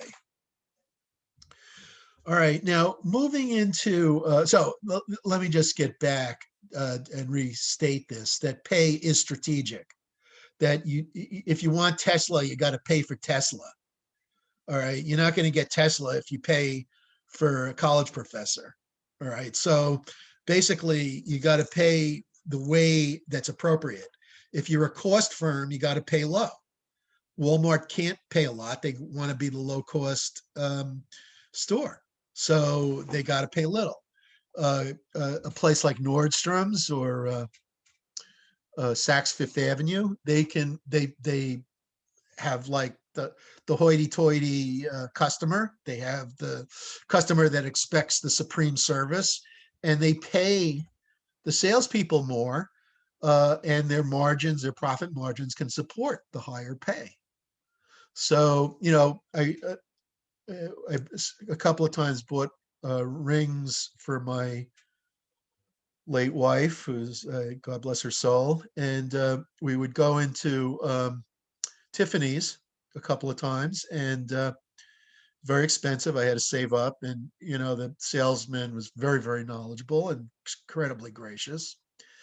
And when we bought something, they gave us a glass of champagne in a little room on the side, and so on. And you know, everything was done very professionally. And you know, I have no doubt that that salesman made a pretty penny. He was very well paid. I mean, he was elegant, he was knowledgeable, he knew all about jewelry and had esoteric knowledge, and knew how to deal with customers. You know, and I'm sure that among the people he dealt with were among the world's richest people. And you know, he was able. So of course, he's going to be paid well. And so pay is strategic.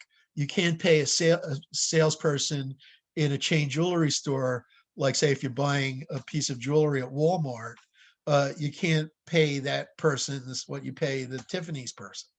You know, and I don't want to belabor it, but you know that, and that's where the strategy comes in. How you pay depends on what your business strategy is. Now, getting into the practical aspect of pay determination, and this is important. There are two basic ways of determining cash pay. Hi, Professor. I think there's someone else in the waiting room. Okay, someone's in the waiting room. Gotcha. Okay, thank you. And basically, the first method of pay determination is pay surveys, where you survey firms using questionnaires. The second way is job evaluation that I mentioned earlier, which I mentioned earlier. Job evaluation is a method of systematically comparing jobs so that they're ordered on the basis of certain dimensions that the management has identified as being reasons to pay more.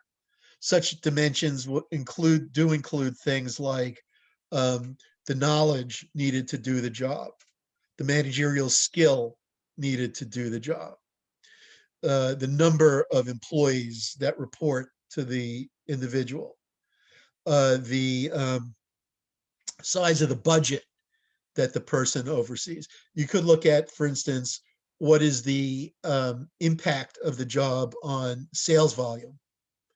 You could look at things like the environment of the job.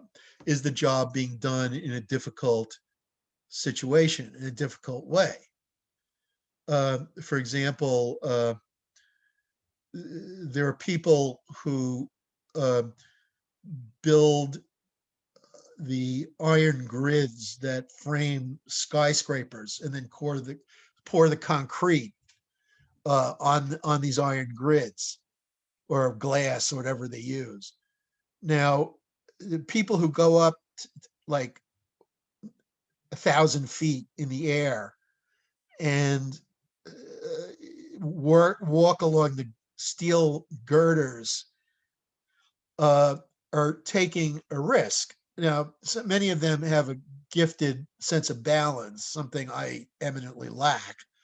But because they have this unique sense of balance and are unlikely to ever suffer from their choice of occupation, they get paid well. The union that negotiates on their behalf is called the Bridge Structural and Iron Workers Union.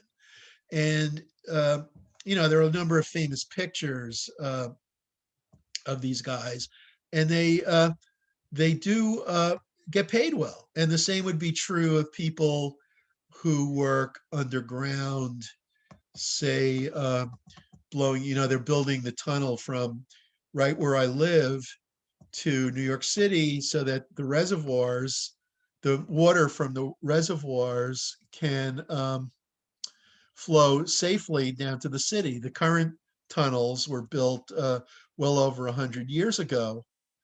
And, many of them are probably rickety. So they're building a new tunnel. Now, the guys that blow up, they have to dynamite the underground and dig it out. And, there's plenty of risks. Those guys get paid well. You could get killed or hurt in numerous ways. I'm just looking for a picture of the bridge structure. There's that famous picture of the guy sitting on the girder, but that's a fake one. I Hi, learned. Professor. Sorry to interrupt. There's another person in the waiting room. Oh, She got really? locked by accident. Oh, no problem. Let me take care of that. So basically, let's look at this.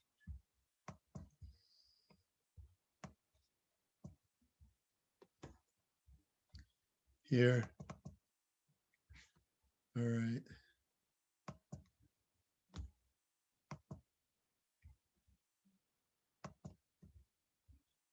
Shit.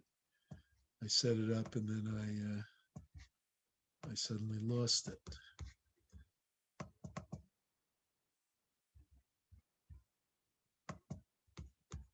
What is all this?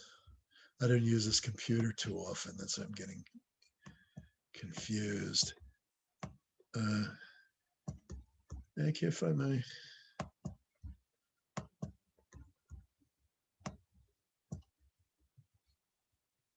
Here's a search engine. Okay.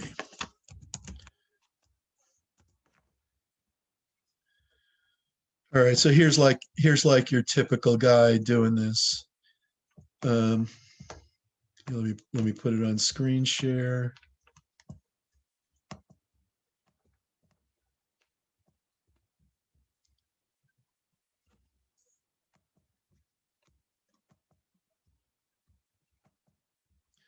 All right, so here's this guy doing this. What do you think he should be paid for doing that?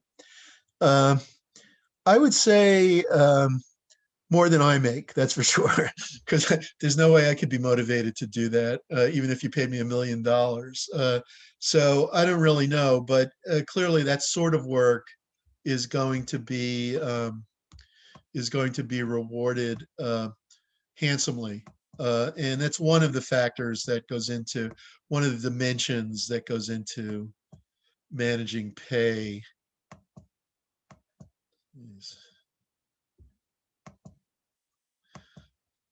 So, all right. So basically, all right, what happened to my notes now?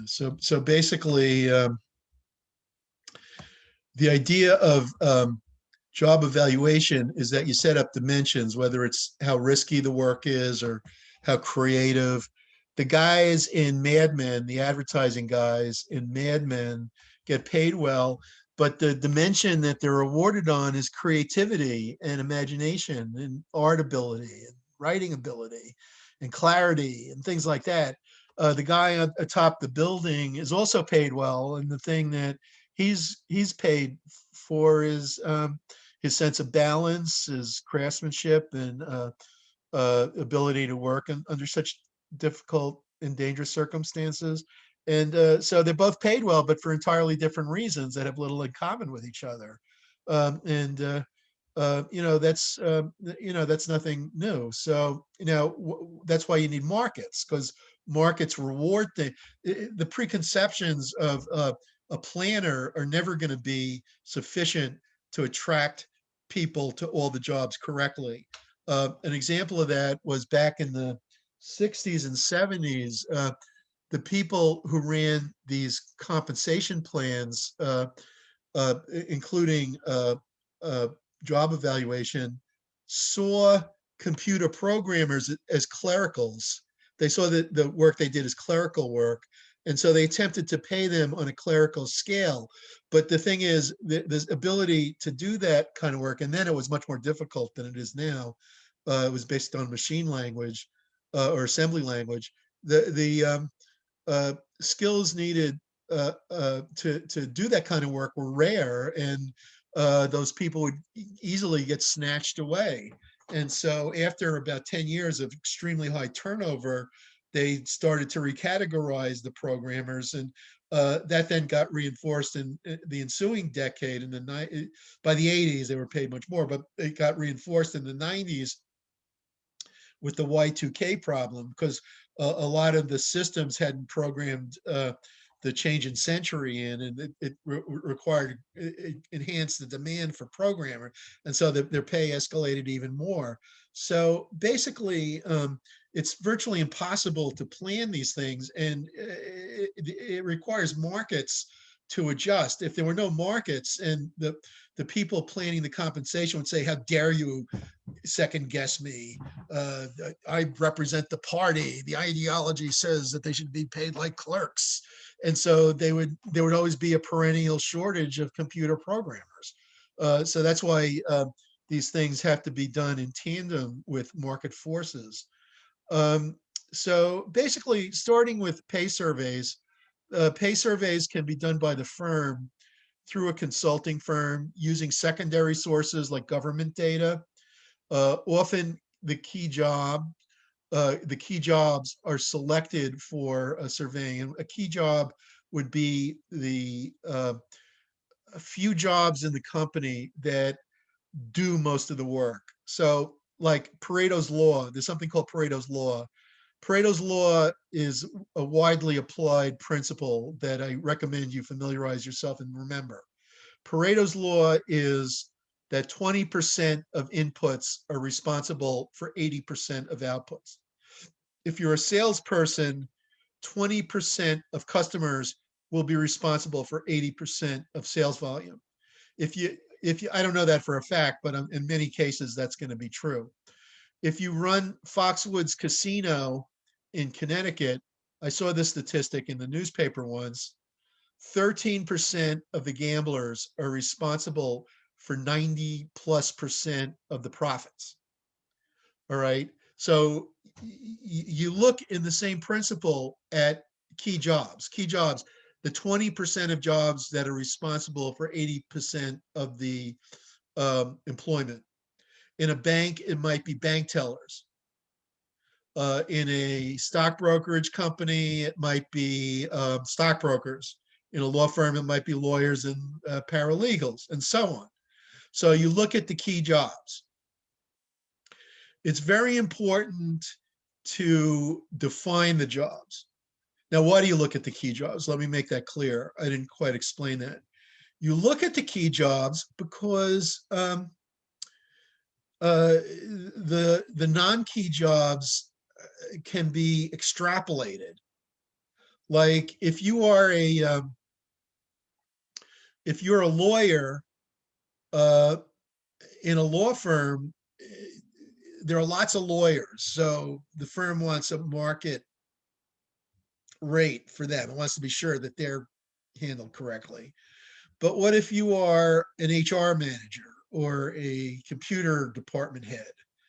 Then there are relatively few employees. Of course, the firm can get pre-processed surveys from consultants or from the government, and that'll help often.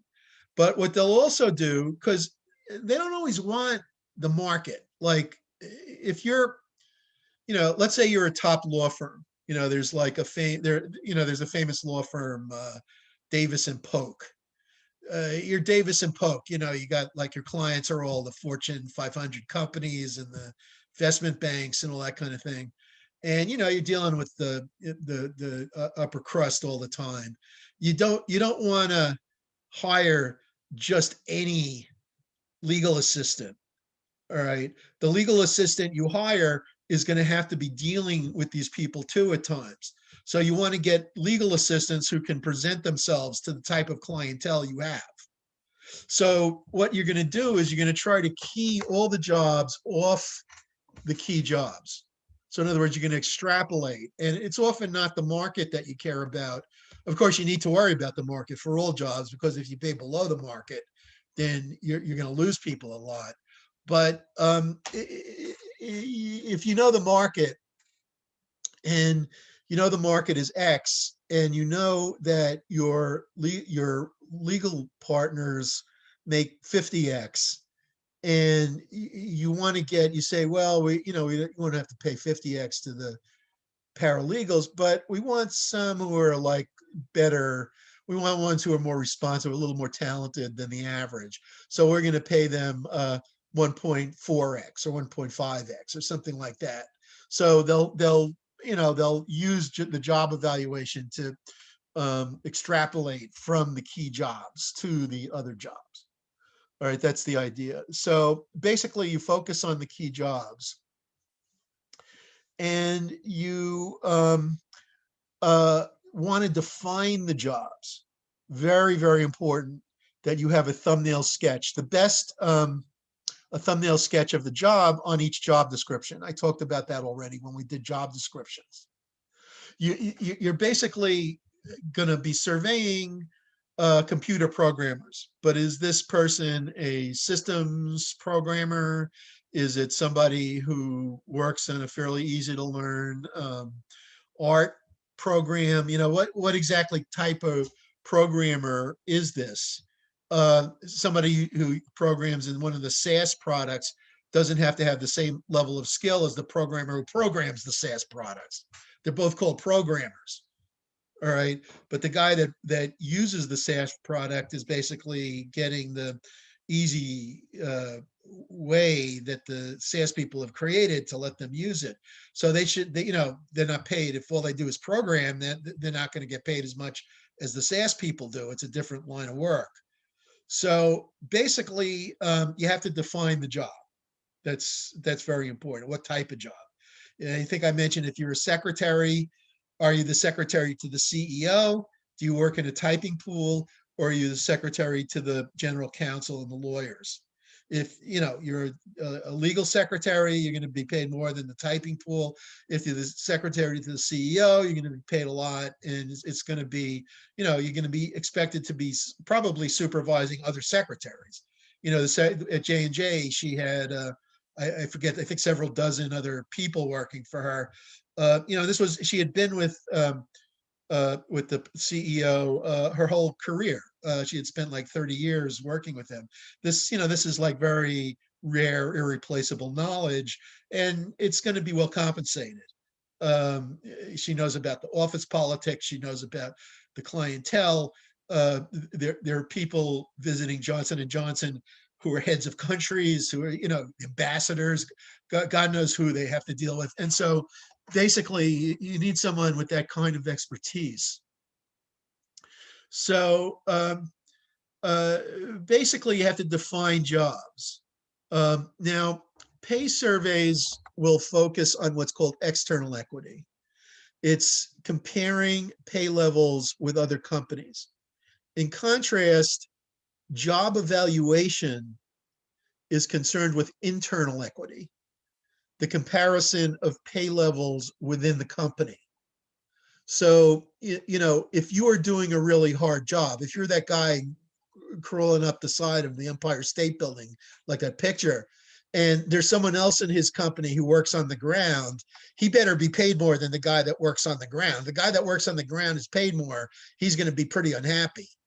So, and it doesn't matter. Let's say he's making 200 and the guy on the ground is making 250. He's not going to be happy with the 200.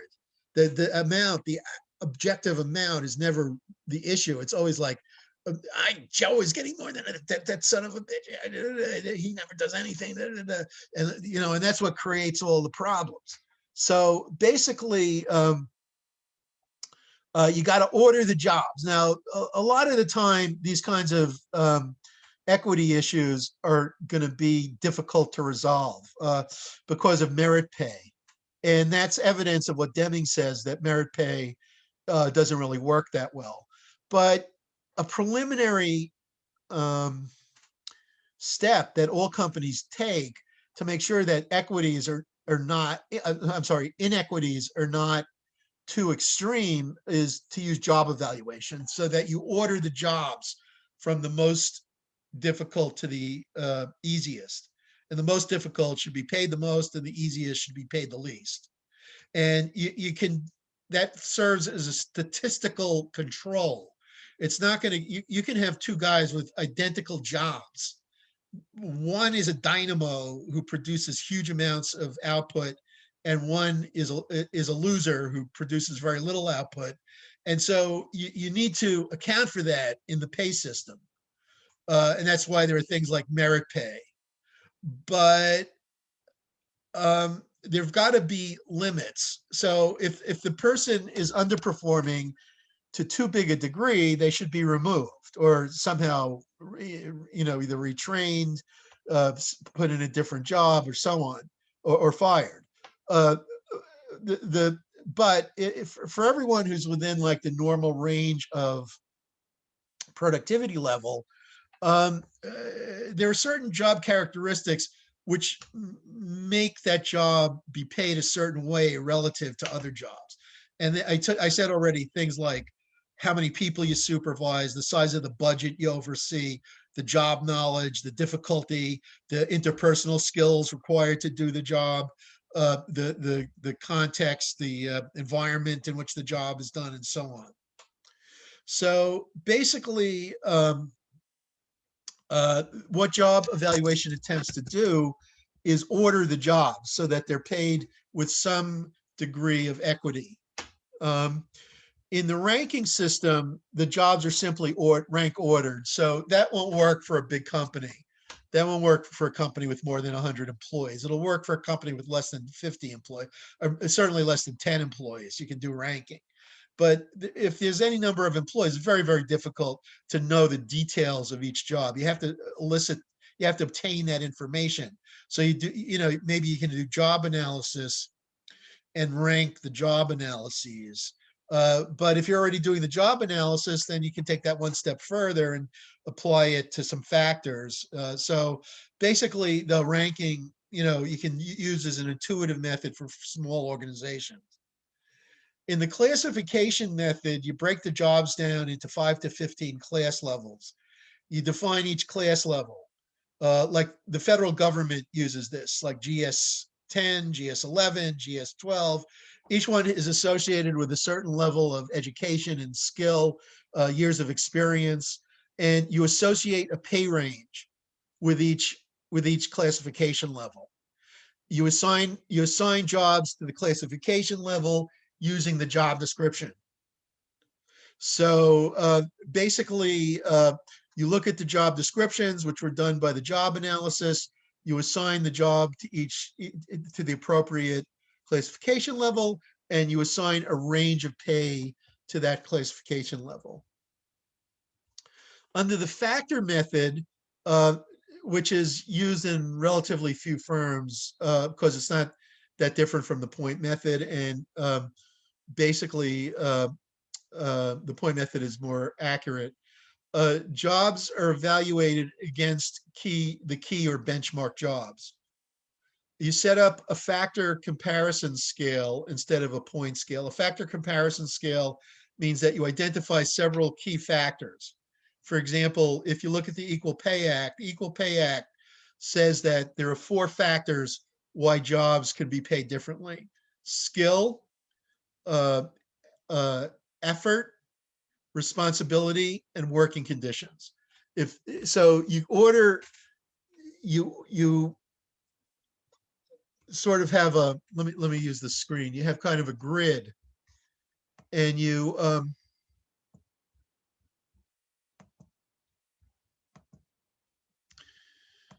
so you have a grid under the factor method, and you have different levels. Sorry, those should be straight lines. Different levels for each factor. So it might be skill, effort. I'll just use numbers, but it's hard for me to write with this. Factor 1, 2, and 3. Factor 1 is skill. Factor 2 is effort. Factor 3 is responsibility, and factor 4 is working conditions. And then you assign to each job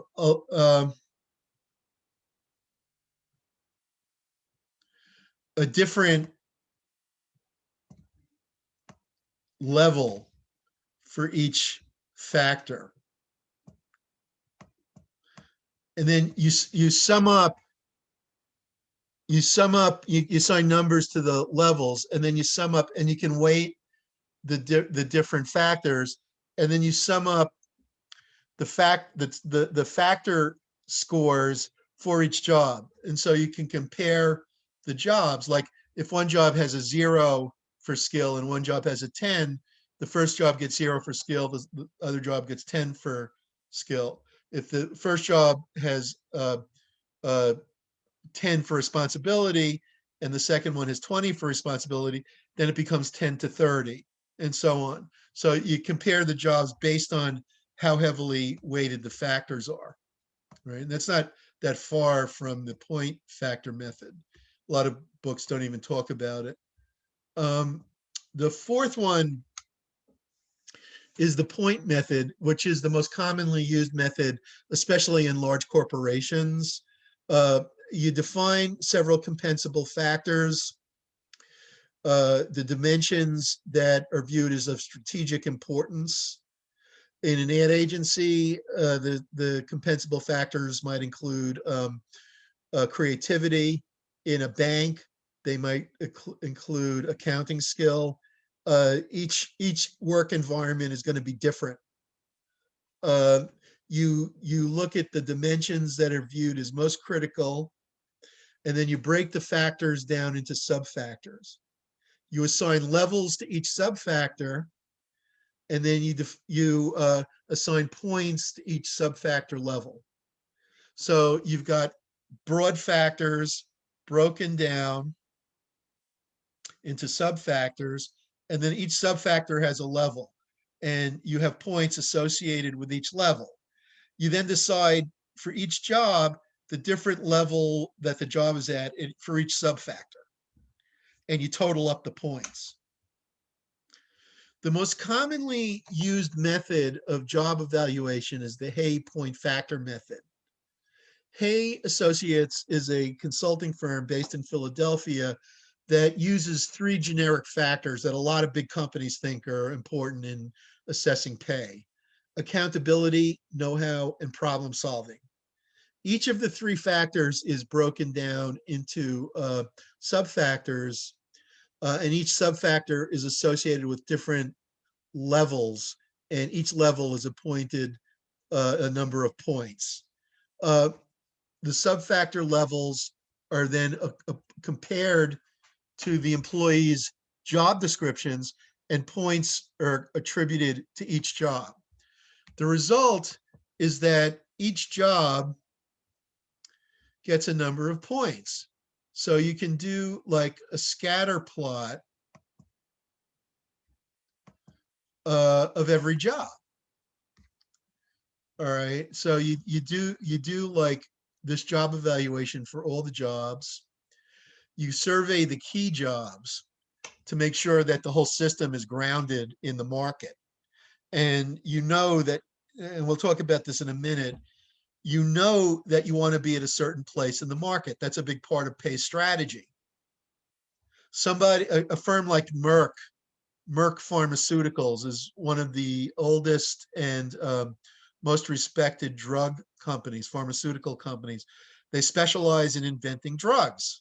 They want to attract the best scientists, so they pay high wages relative to their competitors. Johnson & Johnson, one of their competitors, does not have a history of being exclusively an innovative drug company. The company that invented the vaccine, which I took incidentally a week ago, Janssen Pharmaceutica, was one they had bought many decades ago that was founded by a genius drug inventor named Janssen. And he and his son were adept at inventing drugs. They paid a lot of money to this guy to buy his company. He continued to work there and invent drugs. And so basically, when they do pay strategy, they're not going to pay the Janssen people what they pay the people who oversee the Band-Aids. All right, so J&J will be aware that that division and other, let's say they have tech divisions and things like that. Those divisions are in environments that are competing with higher wage firms. But overall, like, let's say you're a computer programmer and you work in the computer programming department of J&J, you will probably not be as well paid as a computer programmer working in the computer programming of Merck. I haven't been there for years, but I'm just saying in general. The reason is that J&J targets the middle 50th percentile of their survey population.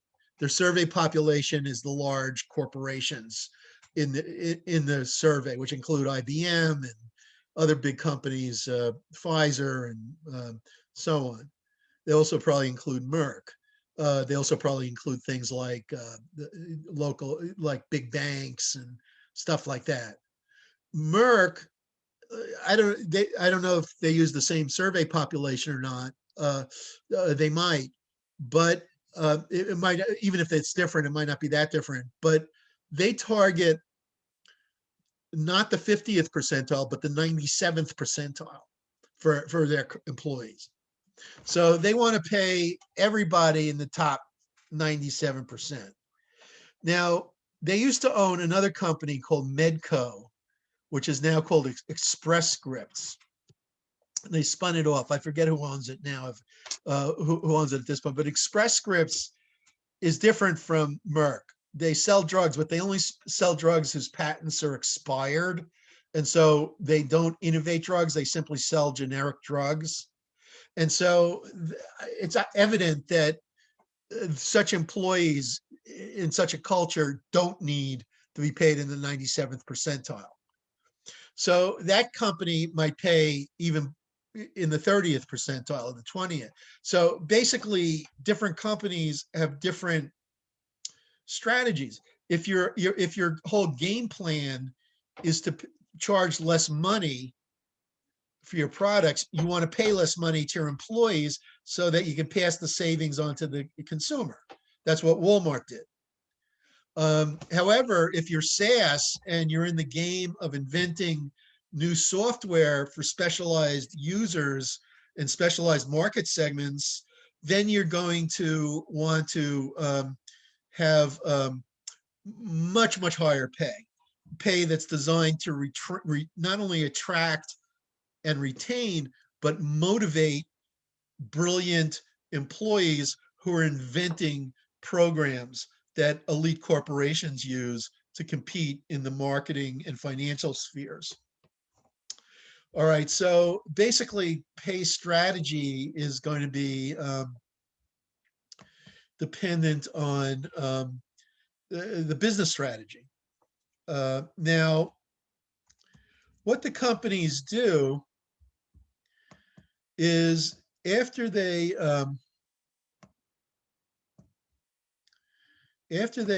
do the job evaluation, they've related to the key jobs. Oh, I'm having trouble. Oh,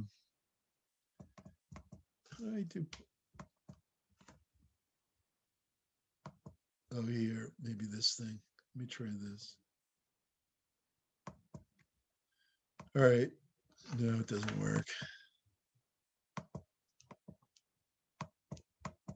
It's not working at all.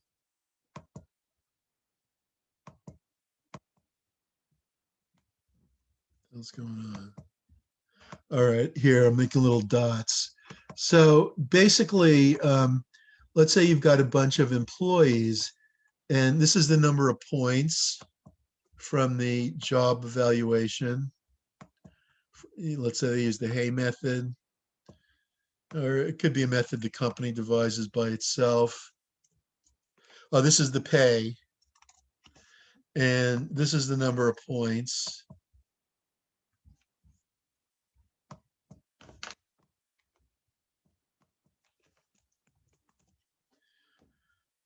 And so basically,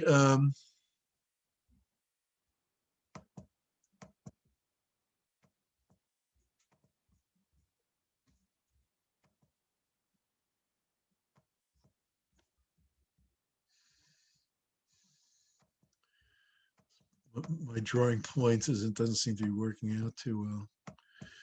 Okay, so here, all right, now I'm doing it. So basically, I hope you can see these points. Basically, it's going to be stochastic because people get merit pay, they get hired at different rates. But what you usually have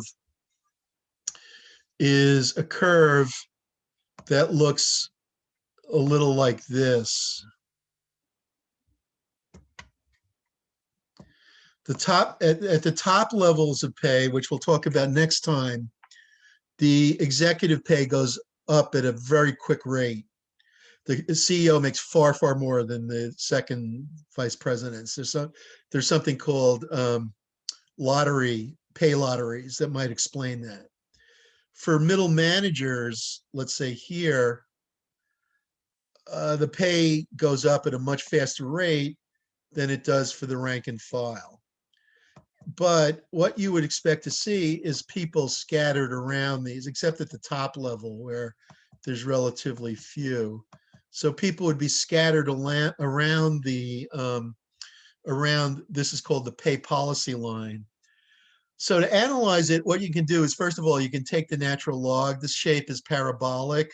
If you remember from your high school algebra or trigonometry, a parabola has the equation y equals x squared. And if you take the log of x squared, it equals to 2 log x, which makes it a line. So you can turn this function into a line by taking the log, or you can divide it into 3.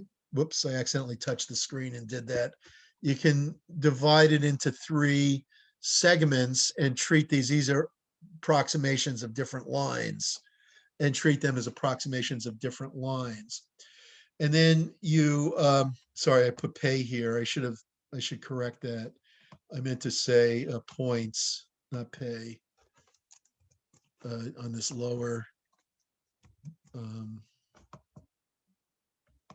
Why is this not?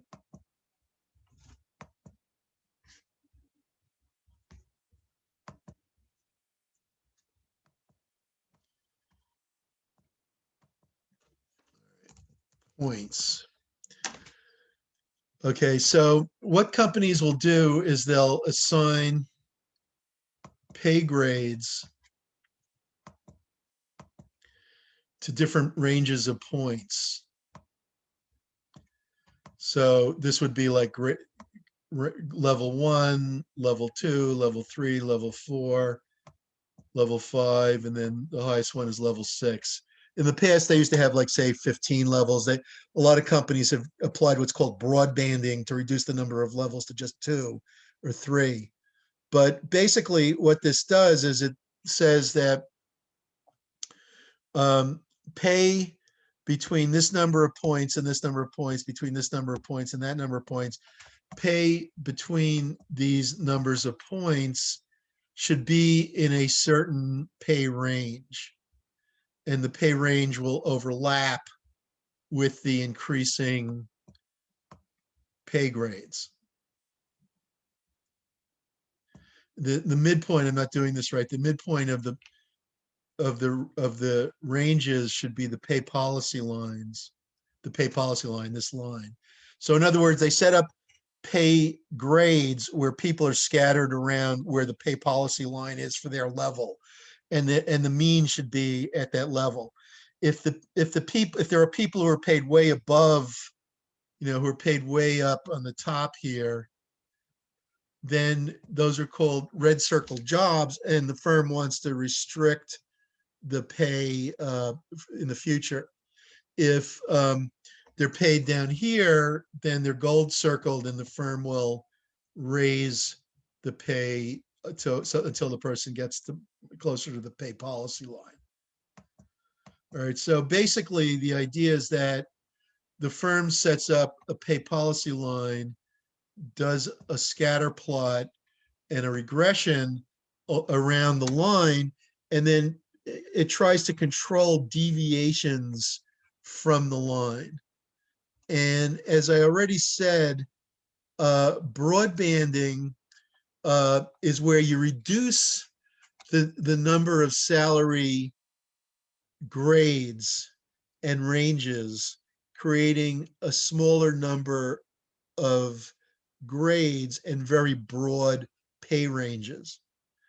And so you can move people up pay-wise within the grade without worrying about promoting them. The reason for doing this is that job responsibilities can be more easily combined when all the pay rates for the broad job are the same. Also, you can put more emphasis on individual performance rather than on promotions. Often, broadbanding is associated with the use of teams, job restructuring, and pay for knowledge. In pay for knowledge, people are paid more based on passing competency tests. So you're given a, like, can you use this kind of machine? Do you understand this kind of technology? You're given a test. If you can do it, then you're given a pay raise. Okay, now we've hit 9 o'clock and I will let you go. I'll probably be teaching the next session from Florida, where I'm going to an academic conference tomorrow, and I'll be there. I'll actually go to New Orleans first, and then Florida. So we will continue on with compensation. There's just a little bit more, and we're also going to do the incentive-based pay and executive pay, which are important topics, and I think also socially important topics. So before I say goodnight, does anyone have any questions for me or things you'd like to discuss?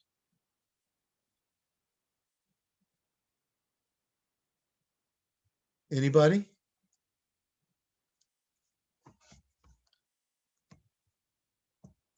No? Are people hearing me? We're all good. I'm here. Yeah, it's all good, Professor. Okay. Thank you. Yeah, I'm not getting, I didn't hear a response, so I wasn't sure, but I guess people just don't have questions. Doesn't mean you're not hearing me. So basically, have a good week, and I'll see you next time. Your papers are due next week. It'll probably take me a few extra days than normal to grade it because I'll be coming back from the conference. And I told my other class I really wouldn't be able to do it this week, so I have two to do that week. So it'll take me a little bit longer than usual, but I'll get it done by the end of the week, I think. Okay, are there any questions before I say goodnight? No, Professor. Have a safe flight. Thank you. You too, Excel. Thank you very much.